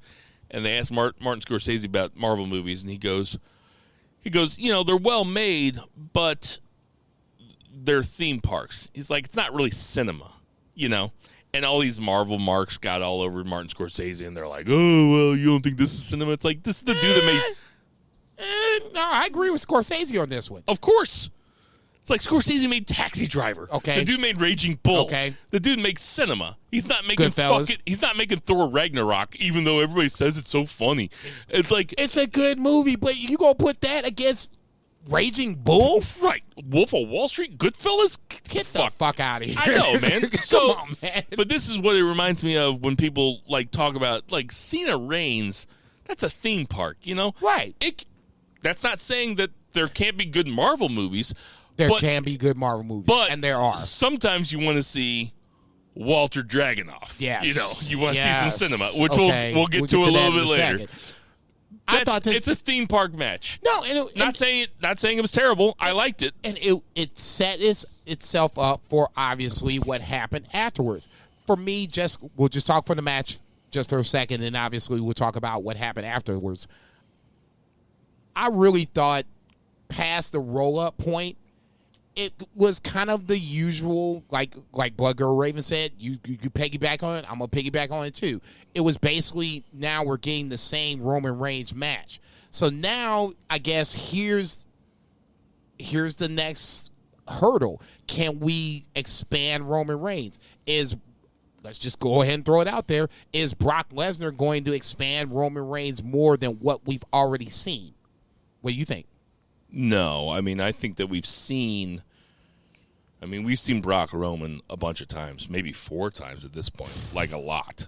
Probably one time too many where Roman doesn't win. My favorite Roman match of the last, since he's been back, since he's been in remission for his leukemia, I think it was leukemia. My favorite Roman match was him versus Jey Uso. That was the one where I was like, man, this is a cool match. And that, in fact, he had 2. Yeah, the first one was the one. Yeah, that was the one. And where I think that Roman's such a good character. He's not necessarily the best in-ring guy. He's not the best technician. No. He's not fucking Bret Hart out there. You know. No, I'm not asking him to be, but my favorite match was him versus J1. For sure. That to me established what we know as the head of the table gimmick, character, whatever you want to call it. And from that point on, it's got us to this point where now we're I don't know if we're going to do it at not SummerSlam, but Extreme Rules in Saudi, on the moon, whatever. It feels like the next match for Roman Reigns is Brock Lesnar, but I would say, hang on for a second, Finn Balor is in, should be on the on-deck circle. Yeah. Okay? What I would do, Finn Balor first, Brock Lesnar second. If you're going to do Brock Lesnar versus Roman Reigns, do it right. Don't just... Okay, go ahead. What you got? You got the pen. Go ahead. What you gonna do? No, you know what I do. No triple threat. No. I'm raising my eyebrows as quickly as possible, Jason. Oh, you know what I would do. Yeah, right. If you want to do that, it's kind of like the man. How cool would a Roman Reigns, Brock Lesnar, Finn Balor triple threat be? Be Throwing poor Finn in the third row, and people might Hell not. Yeah. Okay, so that's what I'm saying. Let's just do it. Before we get to Brock, this is gonna be. I don't know how you guys did an hour and a half last week. I listened to it. I don't know how you guys did it because me and you, it's gonna be 3.5 hours. It's the difference. Before we get to Brock Lesnar, it needs to be said that John Cena has done what every good returning superstar should do, and he's come back. He's come back and put dudes over. Put Roman over. Didn't need to put Brock over after the match, but Brock threw John Cena around after the telecast went off or whatever. Yeah, that's all I ask. If Goldberg comes back, just jump back for 30 seconds. I just want Goldberg to take the L and walk away. I don't want to see... Still the reason why Jason hates Undertaker. I don't want to see Undertaker come back, Oh, Jesus Christ. All right. Never mind. Let's move on. So Brock comes back. What'd you think? His head looks like an onion. Let's cut to the chase. What did you think immediately for the world of wrestling? Are they going to do this right away? Extreme Rules is next up. Are they going to do Brock versus Roman right away? Oh, I think they have to. What? Jesus Christ, it's Extreme Rules. I'm not saying they should. I'm saying from their perspective, they have to. What are they going to do? They're going to have... Well, Roman's not going to sit out. Here's Finn Balor. It's kind of like Carmella. Carmella was right there the picking. See you, Don. Carmella is right there for the picking. Finn is right there for the picking. Just have this Extreme Rules match, Finn versus Roman. You roll Finn over. It's not like it's not going to happen. Let me ask you this. Can I ask you a question? For sure. Who takes this belt away from Roman? Do you think Brock does? Finn doesn't. Do you think Brock takes it away from Roman? That's obviously the... It feels like it could happen. I just don't think it will. Or are we building to... Is the head of the table thing all just to get to Roman Dwayne? That's, I think, ultimately, I think that if WWE had their way, that's their end game. Because you have to sell it. If you're talking about big pops, if you have Roman go over Brock and then all of a sudden, okay. Supposedly, Rock is going to come back at Survivor Series. So if you want to play that connect the dots game, that's where I think ultimately the end game is, and I'm sure I said it on the pod before, Rock versus Reigns makes the ultimate sense. And then if you want to have Roman Reigns go over Rock, God forbid, then you could do it then, and then it really establishes him as the guy, the head of the table, all of Samoa, all of WWE, boom, boom, boom. This is all the of Samoa. big... Look, man, you know that's going to come up. Paul Heyman's going to be there. The only reason I want to delay this is because of that. I still think as much as Roman is running down the fucking SmackDown roster, Finn is there. Finn is not going to beat Roman next week, next year, next month. Throw him out there, Extreme Rules, be done with it. And then build up to a bigger Brock versus Roman Reigns match it better not be on fucking Saudi because I don't want to get up that early to watch Saudi fucking bullshit to begin I don't with. want Saudi exists outside of WWE canon for me. I know it doesn't because we've seen belts won and lost there. Okay. Other SummerSlam thoughts. I did like Damian Priest. Okay, thank you. I'm sorry, I'm talking to my contractor. Priest versus Sheamus. I'm such a suburban guy now. I walk Yes, my you dog. are. I got a baby. Yeah, I got a that's what I say. contractor. Jesus Christ. I know, terrible. I say, what happened to you? Getting ready to call 911. There's a black guy on my porch. You ain't shit. I'd like Damian Priest, Sheamus. Hard hitting. I was kind of surprised a little bit that Sheamus dropped it, but I don't have a problem with it. You know, it was the only one I got wrong at SummerSlam. It was the only prediction I got wrong. I even predicted Sasha. So if Bianca walks out without the belt, are you giving me Sasha? No, you know what? We'll just take it off the table. No, I was getting ready to say no. The only one I got wrong was Priest. The only one you got wrong was Priest. You and Zach did well on that scenario. Zach, if you want to quiet as kept, Zach's only quote-unquote loss is the fact that Sasha and Bianca Belair wasn't even a match. You had Becky jump in. Outside of that, he got every other fucking... he had Priest going over Sheamus? He had Priest going over Sheamus. He got Bliss. He got... Okay, that's the other one I want to talk about 30 seconds. He got 30 seconds is about all we're going to give to Alexa Bliss. Okay, he got everything else besides that, the fact that Bianca and Sasha didn't happen. I'm still waiting for Piper to get over or to have Alexa put Piper over, okay? How many times I've got to say this shit? Drunk, not drunk, high, not high, whatever. It's not going to happen. Eva Marie is not going to be the one to get Piper Niven over. I know Eva Marie gets all this heat. Ooh. Whatever, motherfuckers. You keep telling me that this is going to happen. I'll keep waiting patiently. Does Eva Marie get heat, or does the company get heat for keeping? I think it's 50-50.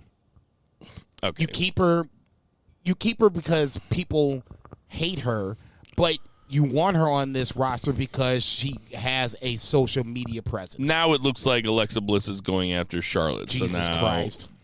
Here we go. I just don't even want to talk about it. Here we go. Anything else from SummerSlam that we should discuss? There were a bunch of matches. I'm trying to remember the ones. No, I'm looking at them. I mean, we talked Seth Edge. No, we didn't. We didn't actually talk Seth Edge. Okay, let's talk about it. I liked it. I liked it a lot. This was match of the night. I agree it was the match of the night, but that's a low bar for me. That was the match of the night because both those guys were way into it. They were doing something with Edge, with the Brood stuff, and he used the Executioner? The Executioner, which I don't remember. Okay, that's what I was going to say. I watched the Edge run. Do you remember it? I don't remember this at all. Well, did he use it as part of the Brood, though? No. And did he start doing the Brood stuff because Christian's gone? It almost seemed like that was like what we've never seen anything about the Brood in Edge's singles run, at least in the last 10 years. Until now, I didn't even think about that until you said it. It seems to me like a weird, like a tribute, like, hey, my dude's still out there and he's still doing other things. And Christian was Friday, Edge is Saturday. Because listen, if I don't remember shit like that from the Brood, that's most of the crowd does not remember stuff like that. They did make a point to mention the fact that Gangrel, Edge, Christian, all a part of the Brood. Before that, I thought the entrance was the best part about the opening part of the match. The match itself, from that point, took care of itself easily. Now, the more and more I'm starting to think about easily the match of the night. Usos, Mysterios 2. Oh, it was the match of the night. Reigns, Cena for me was 3.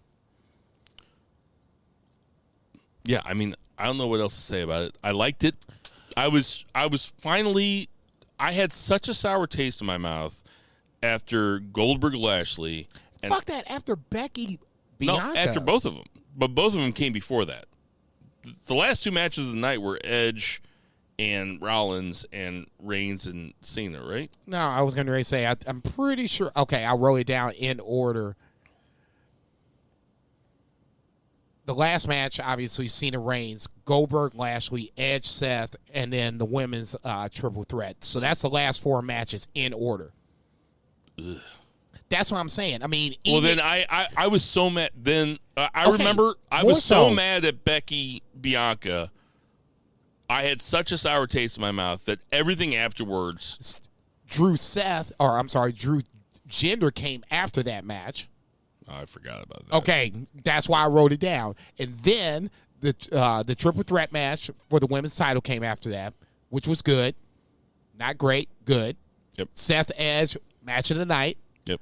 Goldberg Lashley, womp womp, Yep. and then Cena Reigns. That was the last 4 matches. So, I mean, it was like a little roller coaster at a certain point past. It's like, oh, this is kind of shitty. Oh, this is really shitty. Yeah. Oh, yeah. I don't know. Was Okay, anything so great? that's what I'm Was saying. anything great? Was anything great? No. Nothing was great. No. It was not a good show. You had the opportunity to make Becky great, and you dropped the ball again. Seth and Edge, that's the biggest thing. and Edge met expectations. For sure. They didn't surpass any expectations. Nope. Roman Cena met expectations. Go under for me, but Okay. But they didn't surpass expectations. No, this is probably. I expected Reigns to go over and go over clean. So that's what you're supposed to do. Let's give it a grade. Go ahead and give it a grade. Lord have mercy.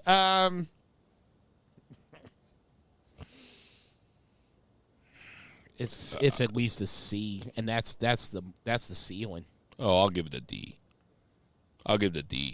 I would say if nothing exceeded expectations. Nothing exceeded expectations. Looking at the list, RKO Bro was given Alexa Eva. I don't give a shit. Yeah, RK Bro was one of those feel-good opening matches that WWE is known wants to for. do. I'll stick C minus. Fine. I'll meet you in the middle. C minus. Okay, let's get to that 3 count. 1, 2, 3. JCB, what's the 3 count? 3 count. We're going to do the quick NXT TakeOver 36. A lot of people are saying that this is an end of an era. I'm not going to jump on that bandwagon just yet. It didn't feel like an end of an era, but obviously with the next NXT TakeOver, we're going to figure out what happens. Opening match, obviously, Cameron Grimes versus LA Knight for the $1 Million Championship. I know this is probably arguably your best favorite feud / angle of the year. I'll let you take this for this one. Obviously, Cameron Grimes goes over. What did you think about the match? I loved the match. I thought that it was exactly what I wanted from. No problem with Ted DiBiase getting involved in the match. No problem at all. It's silly. It's a silly feud. It's a silly angle. It's not even a real belt. Yeah, that's what I was going to say. But a part of me had a smidge problem with that, but outside of that. But you were interested to see who won, right? Well, I would be really hard-pressed to think that, and I said it last week, that DiBiase would be the butler moving forward, but I would be lying if I didn't say that it didn't intrigue me that and I would be lying. Maybe this could happen. I would be lying if I told you that I thought about the contents of this match one time since I saw it. Like, I watched it. I was entertained. I'm entertained by all 3 of those dudes quite a bit. Cameron Grimes and LA Knight especially. I think that it looks like this is over. Yeah, I was going to say we talked. Which I'm totally fine with. Yeah, I don't want this to be a thing. This was good to get us to this point. Yeah, it was like a 3-month feud, 3 or 4 month feud, and it worked perfectly. So now it's time to move on. We don't need to see this as a recurring storyline. Both Grimes and LA Knight came out of the feud better than they walked in.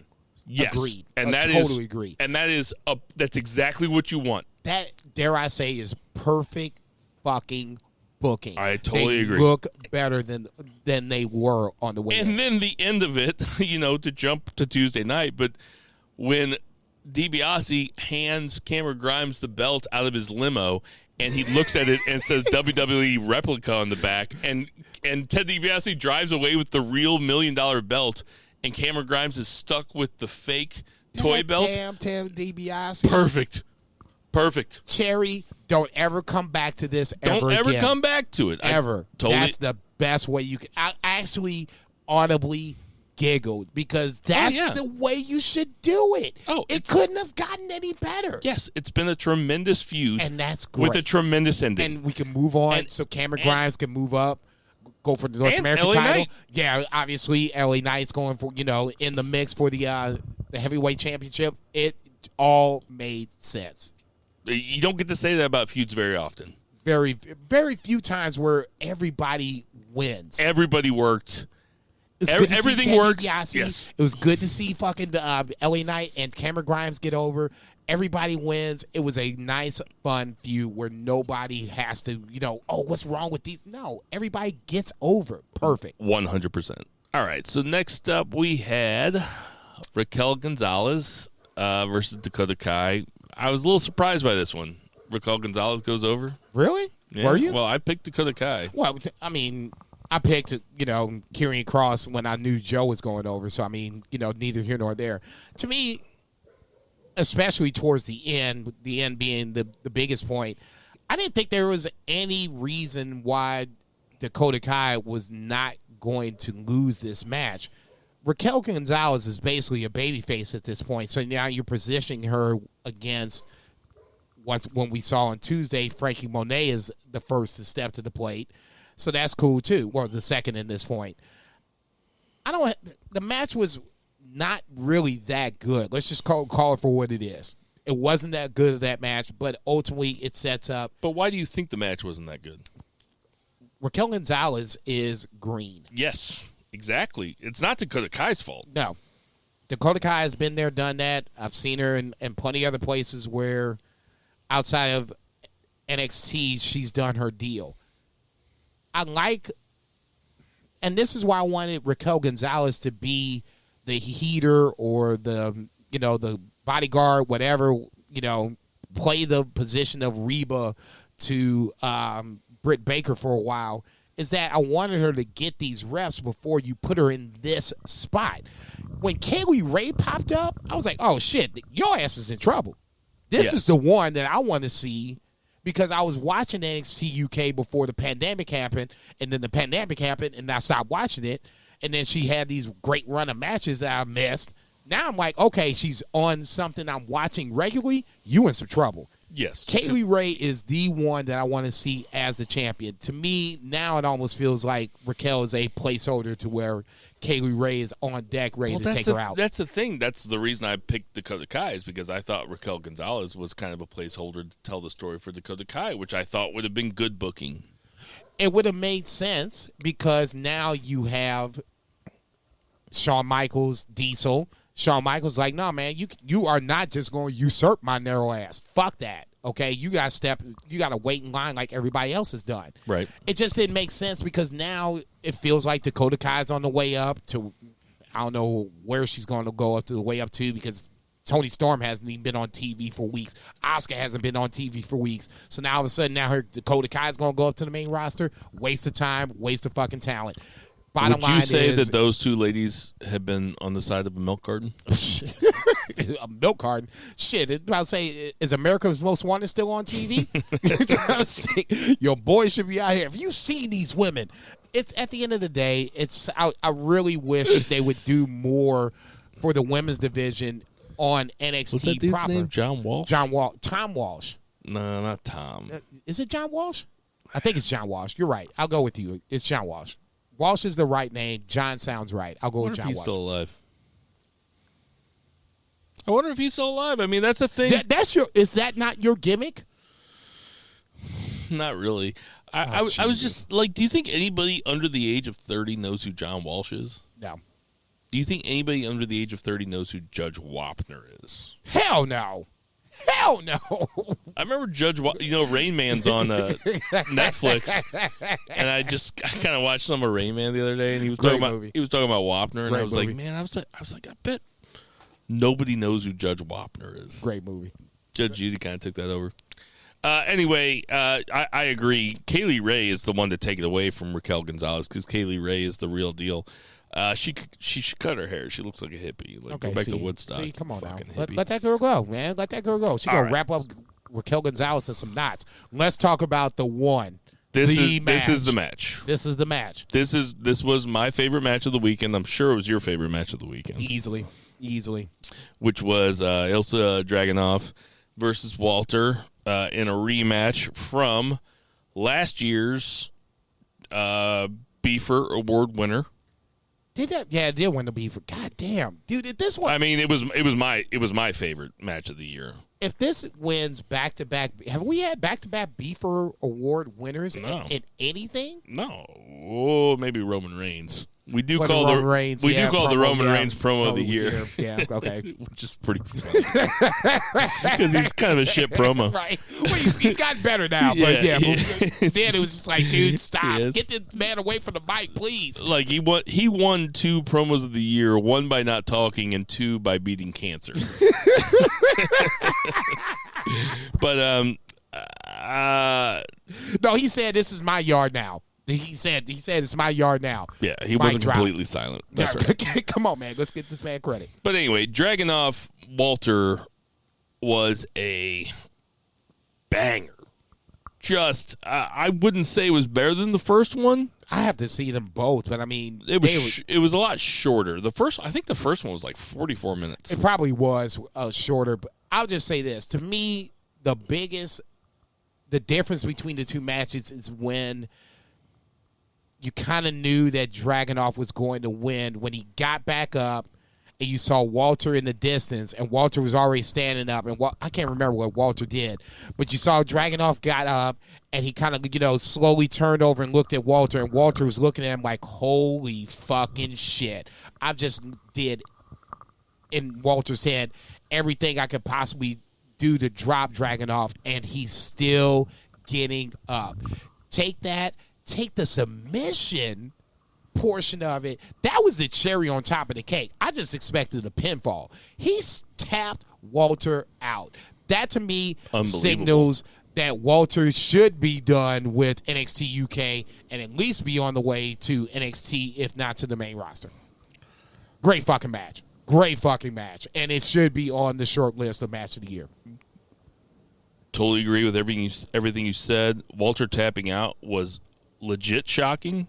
Like, I picked Walter I'm the only one that picked Dragunov, and I picked it because I was like, dude, if he's not going, that's what I said. If he's not going to win, then what? What the fuck are you going to do? We are now at the last of NXT prospects that could arguably beat Walter. Now, with Dragunov coming off, anybody can beat Dragunov. I shouldn't say anybody, but if you build them he's right, a beatable champion. Yeah, very much so. Versus Walter at this point. Walter was champion for 2.5 years. Okay, it's going to take something ultra special to beat Walter at that point, and that's what that match was. It was perfectly done. It wasn't too long. It wasn't too short. It was right in that middle, and that motherfucker was... I think it was 22 minutes. Perfect. As brother-in-law Steve says, Dragunov's chest was hamburger, man. Man. He took a lot of chops. Brown chuck. It was a stiff match. It was stiff, but I guess here, once again, it's the difference between the two matches. The first match, really, really stiff, but it told a huge story. I guess the first match was, if you don't watch NXT UK, this is the introduction to what has happened and what's going to happen. The second one was, okay, I'm sure you watched the first. Here's the second. This is what a 22-minute match is what it probably should have been. I have no problem with that. Isn't that what you sign up for when you watch a TakeOver? Like, that was the type of match that I want to watch when I watch a TakeOver. I want to watch a match that doesn't make me check Twitter, that makes me want to, like, and that one was that. Like, I was checking Twitter, I was kind of just dicking around, and the match started, and then I was completely enthralled. Like, I couldn't turn away, and that's what pro wrestling can be. I just, in this scenario, I guess Plus, I really... What? Sorry No, to go ahead. cut you No, off. cut me off. But what a rebuke against Vince McMahon's idea of what wrestling should be. Okay. I mean, Walter is he's big, but he's not cut like Bobby Lashley. Yeah, right. He's not. Well, he's flabby. He's not the prototypical Vince guy. He is flabby, but if you saw him in a bar, Shit. you'd shit your pants. Nah, I don't want to fuck with this dude. He's kind of like Samoa Joe. Yeah. You know, Do you really want to fuck with this guy? Nah, probably not. Hard pass. Yeah, neither one of them. You need to see my ID? Take my ID. And Dragunov is a little guy who can take a beating and also can tell a story in a match. And it was a spectacular match. My favorite match of the weekend. I will be going back and revisiting this match. It's on the short list for match of the year. Some night I'm going to be sitting in my living room. I'm going to be stoned, and I'm going to be like, what should I watch? And I'll be like, I'll go back and watch Dragunov Walter. It's a good match to watch because ultimately I think this might be the precursor for Walter to come to at least NXT. There's no reason for Walter to be on NXT UK any longer. He's ran his deal. Unfortunately, the pandemic has kind of fucked him on what his ultimate legacy should be, but it's time for him to move on. I got 2 words for you that are just like a dream scenario. I would love to see it happen. Walter Lesnar. Like, wouldn't you love to see Walter Lesnar? Did we not see? No, we didn't see them in the Royal Rumble, and that was okay. If we could do Walter Lesnar at some point, because that almost means that Lesnar would win the title, but another fantasy booking for another time. If you want to do it straight up, we can do it straight up and just be done with it. I would totally be okay with that. I you would can make pay, that a WrestleMania undercard match. I would pay additional money on top of what I already pay for the Peacock Network to watch that match. I really would. No, it would be absolutely fascinating. And when people bitch about paying for WWE Network or Peacock or whatever, that Walter Dragunov match, I would pay that. That was worth the last 6 months for me. Easy. It was well worth. It wasn't a big build because you really didn't have to build it. You had the first one to come off of it, but I can't disagree. I'm looking at literally both SummerSlam TakeOver. There was no match that was better than that. They had a history. It wasn't just a match in a vacuum. It's like they had a history. Ilga Dragunov, is it Ilsa Dragunov? I'll let you say the first name. He had already lost to him, and he'd taken a beating from the last couple weeks on NXT. There was a story to tell, and they told it well, and they did it in a shorter time, and incredible. It still had the same effect. Just an A+ match. Yeah, this is the match of the weekend as far as WWE is concerned. Now I know that you have reservations about the 4th match on the TakeOver card, which was O'Reilly versus Adam Cole, baby. In a best 2 out of 3 falls match. The first match was a regular match. Second match was a street fight. Third fall was the cage match. Talk me through it. What's your big problem with this ending? So Adam Cole has the handcuffs, and he cuffs up Kyle O'Reilly to the fence or the gate, whatever you want to call it. Right.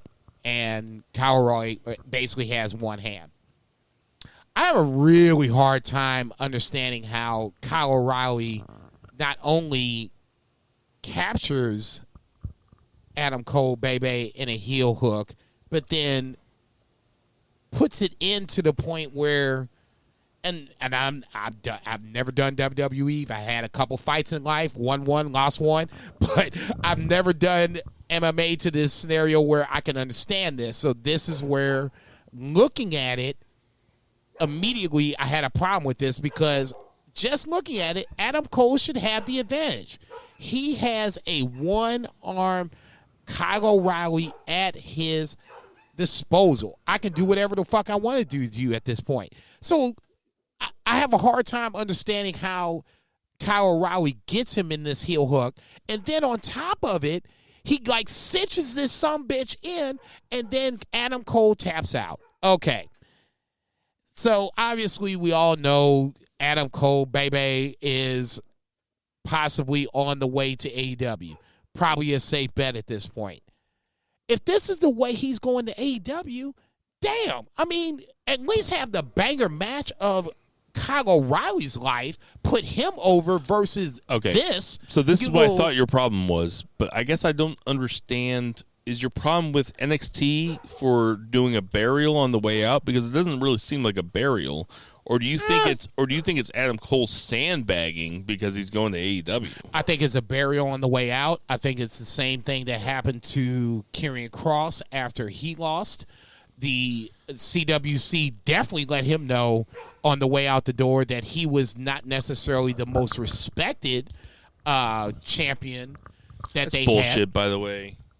Karrion Kross never did anything to anybody. So if you're going to go to the show and you're going to watch shit like that, and then you're going to make fun of Karrion Kross on his way out by chanting Jeff Hardy, because that didn't seem like it was really any good fun. It seemed like a bunch of crowd being a dickhead to a guy that didn't do anything wrong. To a guy that got booked in a weird way. They gave him a weird costume. He might not have had this week's costume. Oh, Jesus Christ. Let's not even get into it. But are you not entertained? Are you not entertained? That's what I saw. I was like, oh, Jesus Christ. Where's Russell Crowe? Karrion Kross didn't do anything wrong in NXT. No. He wasn't the best champion. He wasn't an bingo. NXT. What'd you just say? He wasn't the best champion. Okay. He wasn't an NXT style champion. But going to the show and booing him and chanting Jeff Hardy at him just seems, after the shit goes off the air, seems really just disrespectful. It's like, what the fuck is your problem with Karrion Kross? The dude's just out there trying to do his thing. I'm not going to disagree with that. I agree. I hate the negativity in wrestler. I hate every single one of you that's negative. Say there's a quote on that, but I'll leave that alone. I'll say that off the air. I'll just say this on Karrion Kross. You just said it where I was kind of defending Kross, at least wrestling-wise, and there's a lot of people out there, at least on Twitter, that agree with you that they don't feel that Karrion Kross is that guy. Fair enough. I'll at least concede that.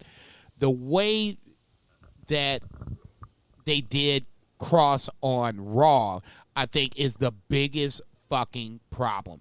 If you'd had Kross run through NXT, stay undefeated, and then Joe beats him, you probably don't have this backlash on the back end. The fact that Raw runs independently of NXT, at least on this booking number, that's the big, at least for me, number one, that's the biggest problem. Number two, Scarlett is the second biggest problem. For whatever reason, Scarlett feels like she is the star of this show, so be it. I don't think it's that way. I like Kross first, Scarlett second, but ultimately I think having him drop matches to Jeff Hardy was the problem, and now it's kind of starting to seep over. When he came out for Raw on Monday night, it was like you can hear a fucking dime, quarter, and a $50 drop. There was no reaction for that, and that is noisy. A huge fucking problem moving forward. Okay, so we can talk about Kross for a second. What I'll say about Kross is I think that Scarlett is weird to his act. I think that all the gladiator shit is weird to his act. The guy is an MMA fighter who is in wrestling now. He knows a bunch of jiu-jitsu shit. So why not just what's with the sports entertainment? Just put him in trunks and have him go out there and wrestle. Sports entertainment. It's stupid. He can work too, man. Sports entertainment. That's the difference. If Kross would have stayed in Impact and been Killer Kross, where he just basically kind of rolled a bunch of guys over, this kind of makes sense to what he looks like from afar. Same thing with Joe. Same thing with who do we say beforehand? These are the guys you don't want to see in the bar. Anything else to talk about with Kyle O'Reilly and Adam Cole? It ultimately, for me personally, it was an underwhelming way to end an underwhelming feud. Yep. Could not have said it better in less words. I'll say it like this: if it wasn't bad, if it was disappointing. If Adam Cole stays, it's really disappointing. The fact that he leaves gives you that out, because that's what the guy on the way out the door is supposed to do. Now, apparently, his contract is not up until tomorrow. We're taping on Thursday, so tomorrow is Adam Cole Baby free agency day. It's the same thing with Daniel Bryan, Adam Cole, Bray Wyatt, Braun Strowman. The more you don't see them on WWE TV is the more likely you're going to see them on AEW TV. Well, none of that is why I had a problem with this feud or this match. It's just the reason I had a problem with this feud and this match is babyface Kyle O'Reilly, man. It just doesn't work. It does not work. I defy somebody to tell me that Kyle O'Reilly as a babyface in NXT is working or he is over as a babyface, because not attached to the Undisputed Era, he just seems like an awkward dude. I'll say this. The fact that I have seen a lot of Kyle O'Reilly solo dolo is a problem. So I can't really speak intelligently on it, but I'm willing to agree with you on the sense that this NXT version of solo dolo Kyle O'Reilly is not necessarily the one I want to see. And it's not a knock on Kyle O'Reilly. I mean, he's a good fucking wrestler, but it's just this character is not It's kind of a knock on working. Kyle O'Reilly. Is it? Yeah. I mean, even if he doesn't write it, which I'm sure he has a part in writing it, his execution of it is not good. He's a really good wrestler. I love him. But How are you, bud? No, that's fair. That's fair. I'll tell you what. I know. The more you think about it, I know. And the more you think. No, check it. Go ahead. The more you think about it, the more you think the Undisputed Era was just Adam Cole, baby. It was just him with three dudes, and you could give him any three dudes. No. You're gonna give them the wingmen from AEW, and you don't even know who they are. Name them off. If you're gonna say you know who they are, then you need to name all three. Well, the Avalon guy or whatever, Peter Avalon is not part of the wingmen. He's with the wingmen. Fair enough. Now, the big guy I cannot name. I know he was in the WWE. He was in the NXT. Really? Yeah. There's the Nemeth kid. Can you name his first? Can you throw out his first name? It's a common first name. Ryan? Bingo. Good job. Okay, so there's the big guy, and then there's Peter Avalon, and then there is. Okay, so there's the big guy, the real tall guy, with the suspenders. Yeah, the one that. No, Can you name that guy?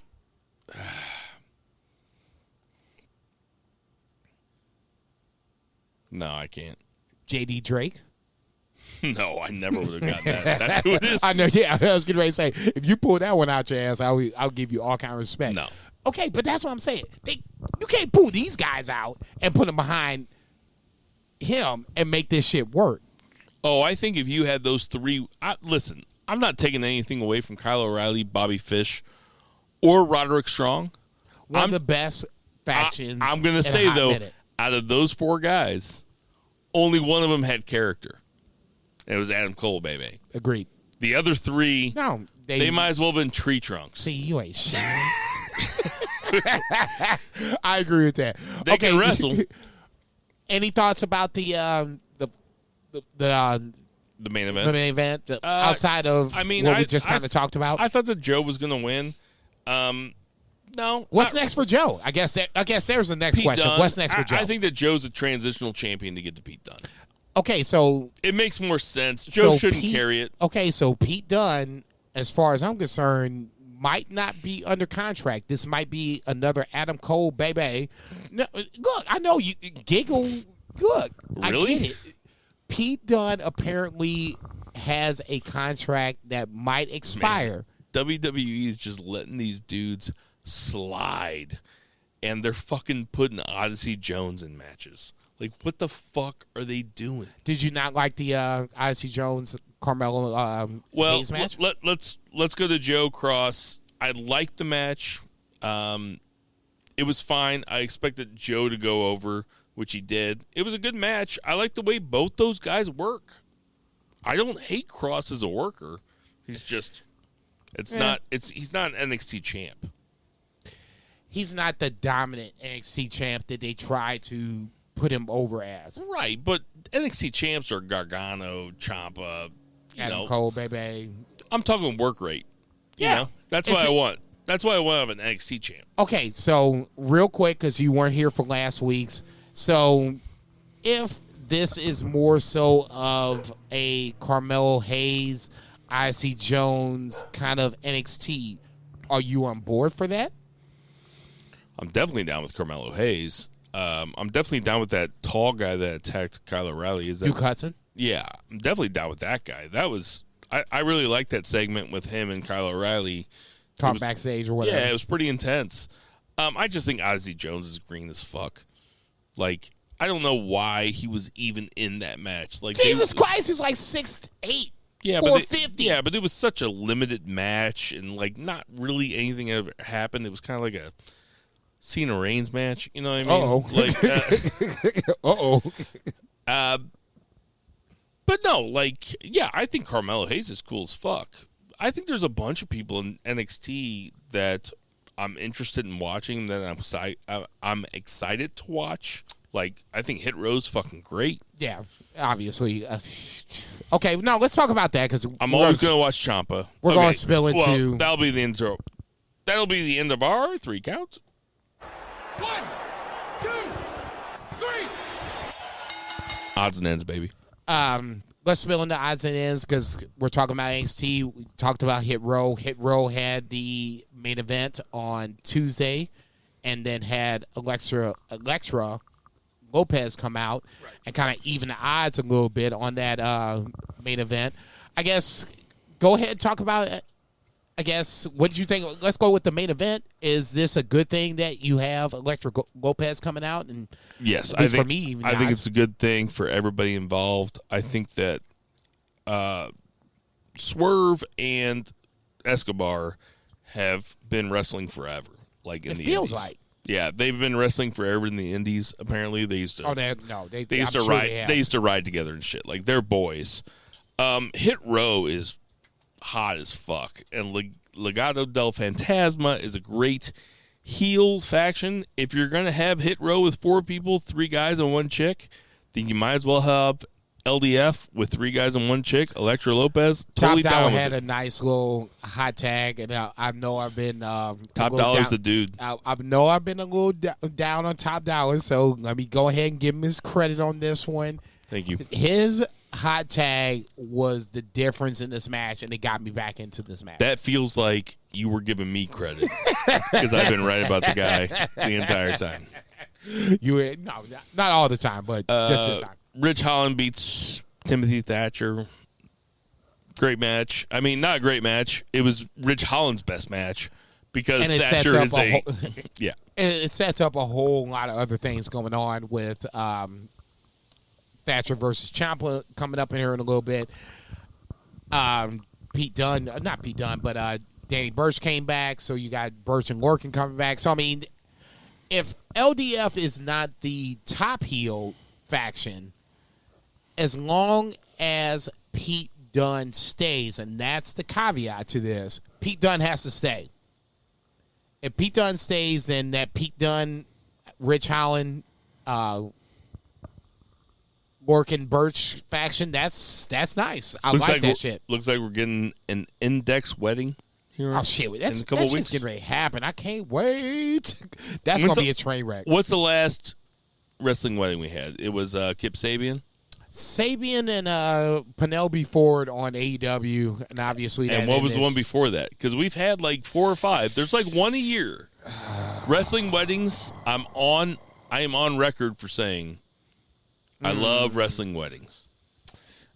Yeah, I was getting ready to say, if you can beat me to the punch on that one, I cannot remember after Sabian and Penelope Ford. I'm sure there's one.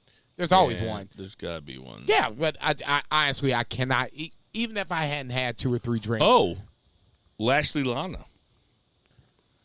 Ooh. Yes, I just did it. I came up with it. Hell yeah. I would love to see that timeline. That sounds about right. You remember that? Yeah, yeah. That happened. Yeah, it's always happened. I mean, I'm not going to sit here and say it did happen. I'm just saying that timeline-wise, that makes sense. You know what I should do? Brother. I should, when that September 5th, I should make out wedding invitations and send them out to a bunch of BFR fans and be like, you are cordially invited to the wedding of Indy Hartwell and Dexter Loomis. We watching that September 6th. We watching that Tinder Mahal's house, just FYI. 4050 Taft Avenue. You ain't shit. St. Louis, Missouri. You ain't shit. 63109. Okay, getting that man's address out. So Frankie Monet comes out, talks shit to Raquel Gonzalez. We've talked about that. It's cool. Kaylee Ray. I'm not talking about Dolan, Jane, and Mandy Rose. Like, we don't have forever to talk tonight. We're not doing a 4-hour podcast. That is. I don't even know what the fuck that is. That's fine. Samoa Joe comes out. Dunn, LA Knight, and Kyle O'Reilly are the guys that come out to challenge him. I like LA Knight. I like losing and then elevating once you put another guy over. Like, I think that's actually the way that wrestling should work unless you're on your way down. But LA Knight's clearly not on his way down. No, he is in the mix. Obviously, he's going to have... Kyle O'Reilly gets attacked by Ridge Holland during. Who do you think is facing Samoa Joe for the belt next? Pete Dunne? I'll just go with what we've already seen. If Adam Cole, Baby, did it and say did it where he wrestled not under contract, whatever. To me, it's Pete Dunne. I'll just answer the question real quick. Pete Dunne sounds like it's that guy. Now, that said, LA Knight kind of was a little interesting to see him come out. It was good to see, but if you've got to have me feet to coals, it should be Pete Dunne. It makes fucking sense. Okay, we've talked about everything here on NXT, so you know what? It's time. This is banned from ringside. For a hole in your roof or a whole new roof. Frederick Roofing. Frederick Roofing. Call 645-2000. Oh, I'm about to say, I knew the 2000. I was like, is it 845? Johnny Londoff, creme brulee. All right, and last but not least, we have AEW Dynamite. I wouldn't say it was an uneventful show. It was a good show. Orange Cassidy versus Matt Hardy. I liked the whole bunch. Yeah, I was a little surprised I didn't see Blade here, but it was a good match. It was funny to see Matt Hardy and OC, do the delete, the kicks or whatever the case may be. Good match. I was a little surprised I didn't see Blade here, but neither here nor there. Then we got Malachi Black cuts a promo. That's fine. We'll get to him later. Jericho and MJF have a segment where Jericho says he's challenging MJF to a match at All Out, where if he loses, chips in the middle. If he loses, he quits AEW forever. What you think? I have no desire to see Jericho go over MJF. No. I also have no desire to see. It would be a huge disappointment. I also have no desire to see Jericho lose to MJF. And He has to. I agree. There's a commentator booth right behind you. Oh, so he's allowed to come back and commentate? He didn't say that. Look, we're talking about wrestling in ring. That's what I assumed. Dude should retire before it gets said. He's got to go to the WWE to get his Hall of Fame marks beforehand, and then come back and get the AEW Hall of Fame marks. First things first. let him lose to MJF. If he didn't lose, then what the fuck did we do for the last 6 weeks? Varsity Blondes versus Lucha Brothers. What you think? Good match. This is where I'm kind of, I guess I'm a little disappointed in myself where there's 24 hours a day I don't watch AEW Dark and AEW Elevation. I don't. And I guess there's the problem with me thinking that the Varsity Blondes are the number one team. I know they won 16 of 18 if you're a numbers guy, like I'm a numbers guy. They won 16 of 18, but who are the 2 teams that they lost to? Okay? Bucks are the one. Okay, I don't even know who the second one is. At the end of the day, it really doesn't matter. We're getting to Bucks versus Lucha Brothers. It's going to be, before you even ask me, Bucks versus Lucha Brothers is where we're going to go with this. And that's my deal. Yeah, okay. Shut up. Don't make me come over there. No, you don't have to. I mean, it's fine. That was I'm good analysis. I'm a kick away. It's been a really long pod, though. Nobody's listening anymore. It's just for me and you. You acted this motherfucker's live. Jamie Hayter versus Red Velvet. Not going to talk about it. Okay. Unless you want to. Jamie Hayter. Check. Dark Order imploding. Not going to talk about it. Kind of funny. And we still doing something with these motherfuckers outside of Hangman Page? Check.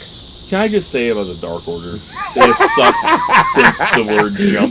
What did you say? I ain't gonna talk about it. Since we don't talk about it. Yeah. The Dark Order's good. Like, no, it doesn't. It sucks. Oh, we're gonna put Brody Lee in there. Then Brody Lee dies, and they're like, we're gonna put Adam Page in there. Since it's gonna be you and I here, I'm the Dark Order apologist. Dark Order apologist. You ran Dark Order down.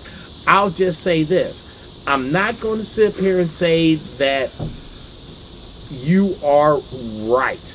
Can I ask you this? How many bad decisions did you make in your life to have to lead to you saying the sentence, "I'm a Dark Order apologist"?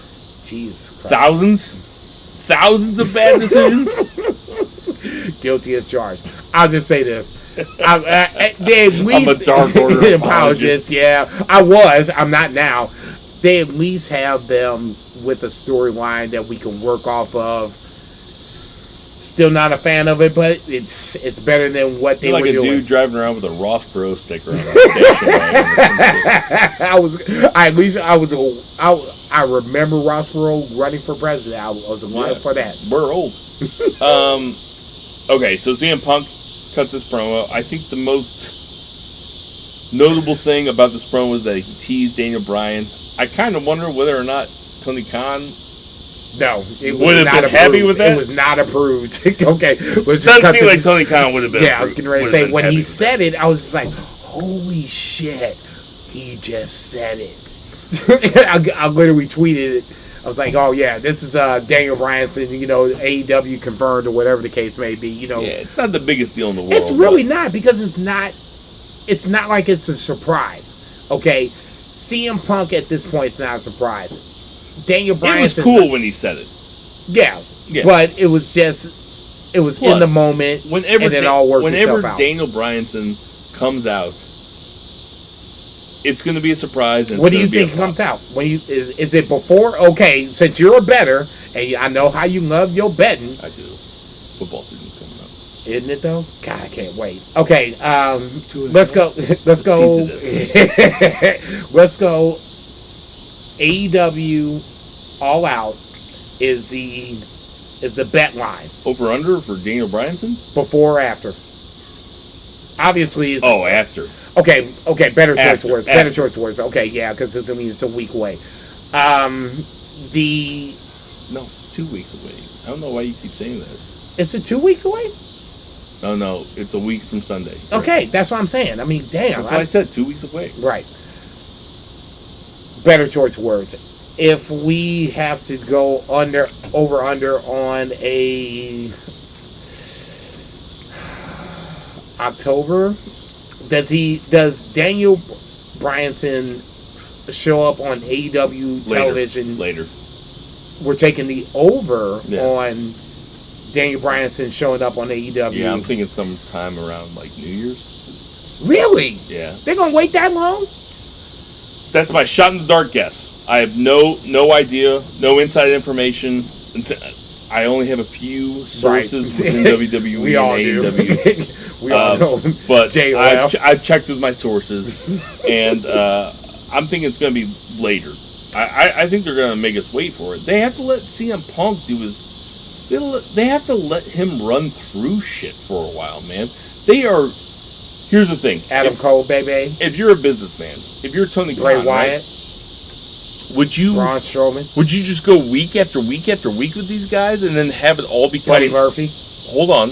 And then have it all become normal in 6 weeks? Because sooner or later, CM Punk's going to be normal. He's going to be a part. Right. He's going to be a part of the show, and you're going to be looking to see what CM Punk does every week.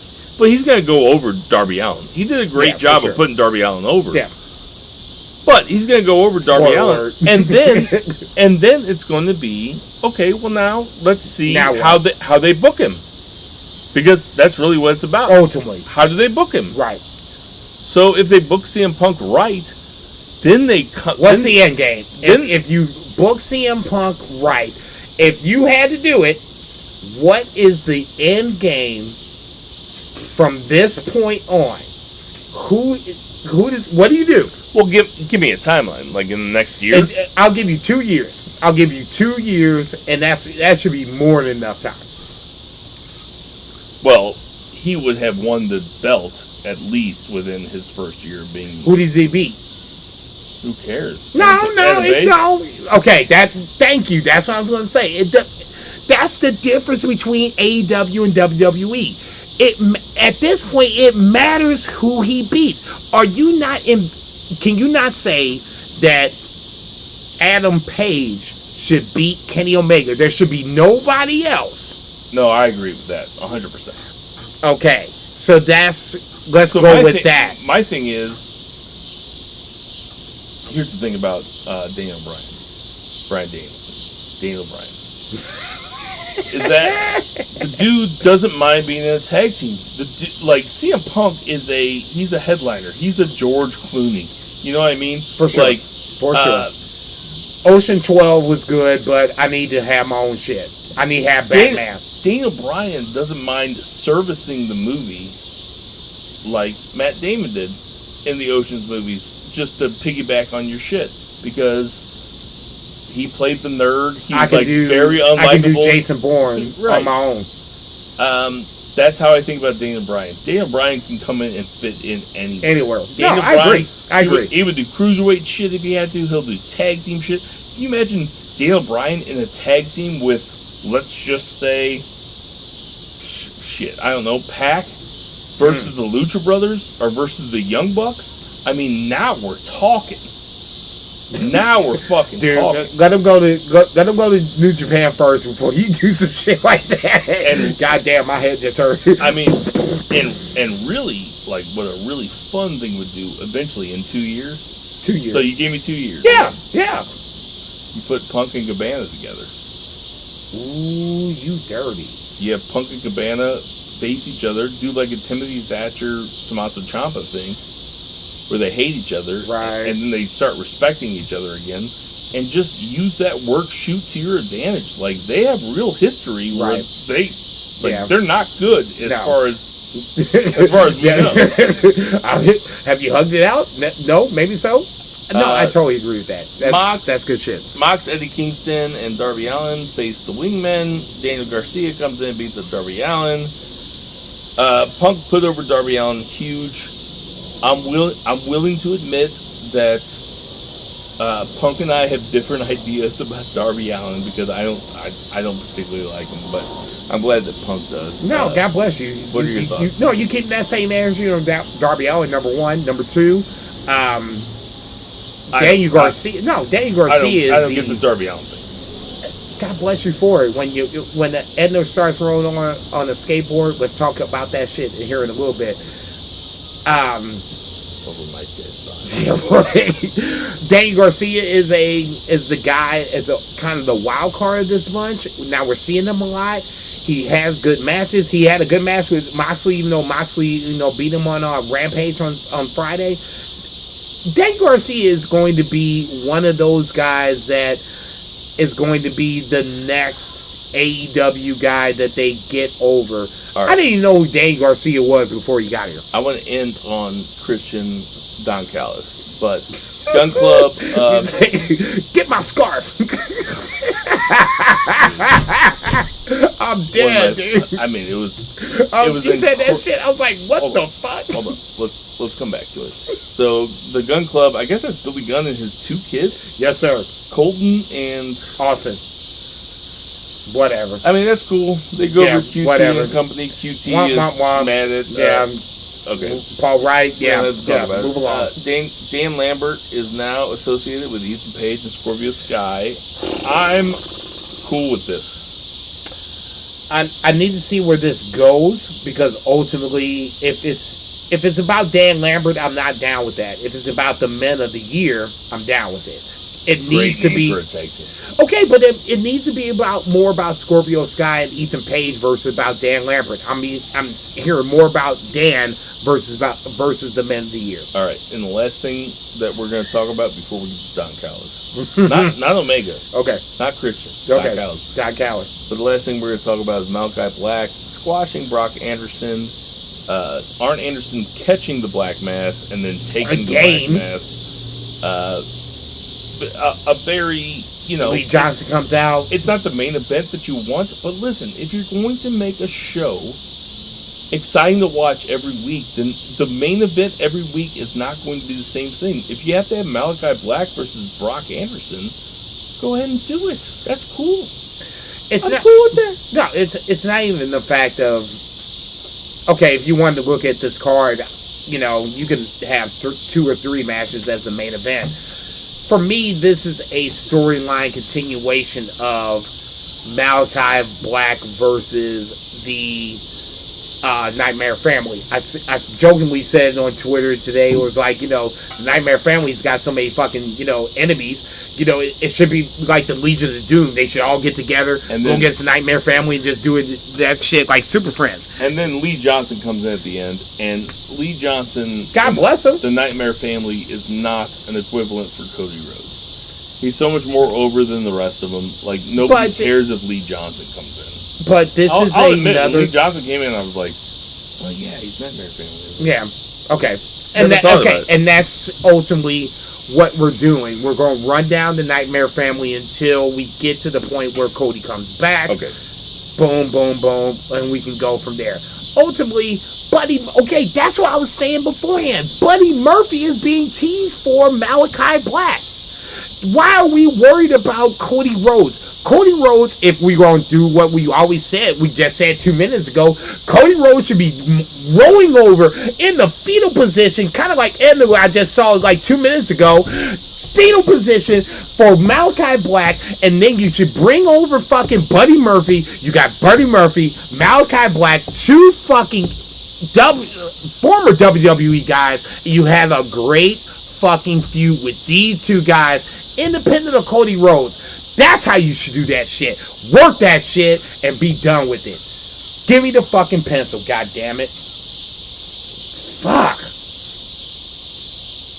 I was just trying to jam on the beat. Yeah, I know. I ain't mad at you. It felt good. So, Don Callis comes out in the pink suit. Kenny Omega. Some other motherfuckers. Christian comes out. Now, this was Christian. This is why I like Christian. Because he's funny. They did funny stuff together. Kenny Omega looked at Christian and said, "You think you know me? You think you know me?" Don Callis, when he said that, yes, he had booked family members of his, which made him and he named 4 guys, and the last 2 were Vince McMahon and Vern Gagne. Yeah. I mean, name them all. He was throwing in the Von Erich. Somebody said the Von Erichs on Twitter. I was like, yeah. He stood on his tiptoes when he said, and Vern Gagne. And I'm telling you, I watched it 10 times in a row. It made me laugh so hard. Amazing. Punk is one I've heard people say that this is not a main event style feud with Omega versus Christian. I disagree. I think that if it's really funny and if I want to see the match, that's a main event feud. That's all I want. I'll just say this: if they didn't do it beforehand, I would kind of agree with it. I won't say that. They running it back the second time, so I mean, the second time you gotta build me up to this match. For me, it feels like Kenny wins the second time around, but that segment, Comedy fucking Central. Yeah, we're just talking about the segment. Comedy Segment was fucking good, Central. right? Comedy. Like I said, when Don Callis was like, "Hold my scarf," I was literally on the floor in front of the cast. Was like, "What the fuck's wrong with you?" Don Callis just said some crazy shit. And then it just kind of spilled from there. You know what we're not going to talk about this week? I don't know. I've been running the show for like 2 weeks, so I mean, you being back, it's kind of weird right now. Ask me. It's usually birthdays is the. Ask me. What are we not going to talk about this week? Raw. Okay, we got some birthdays. We got Great Khali is 49. Sergeant Slaughter. Whoa. Hang on. Stop. Khali is 49. He's 49 fucking years old. I mean... No. Wrap your head around that. I think so. See? Yeah. He's 49. Yeah. We're in our 40s. Wrap your head around that for 30 seconds. You're definitely in your 40s. Ain't this a motherfucker? Come on, man. Go I'm ahead. creeping in there. I'm 41. I know. Barely even count. You're in your 40s. Go ahead. Sergeant Slaughter is 73. Still alive? Yes. Still kicking it. Yeah, I'll say before you start going there. You know, a friend of ours, Mike Dolan. R.I.P. Yeah, there used to be this gal that came into the bar, and... Hottie? No, she's a little bigger, and... Still hottie? No. Okay. Dolan used to call her Sergeant Slaughter. Damn! No. Mickey James is my age, would have been in my class. Unbelievable. 42. What? 42. Ember Moon is 33. Bam Bam Bigelow. R.I.P. Yes, I have Only this. Would have been 60. And Sammy Callahan is 34. Can you believe it? I mean, you better make right with God. Hey, everybody. We know there's tons of podcasts to listen to, so we appreciate you guys listening to our Amen for that. podcast. For Dewberry, Zach Pullman. Check. For Tender Mahal. Check. For Murray the Murray Man Murray. For Check. Electric Chris. For Check. the Sideways in Time podcast. Check. For Vice. Check. For Jason Cornelius Bell. Konnichiwa, bitches. I'm Bill Vagey. He is. Make wrestling Twitter more positive. Check. Booba Heels. Oh, wait, sorry. Look at him, out of practice. And Boo the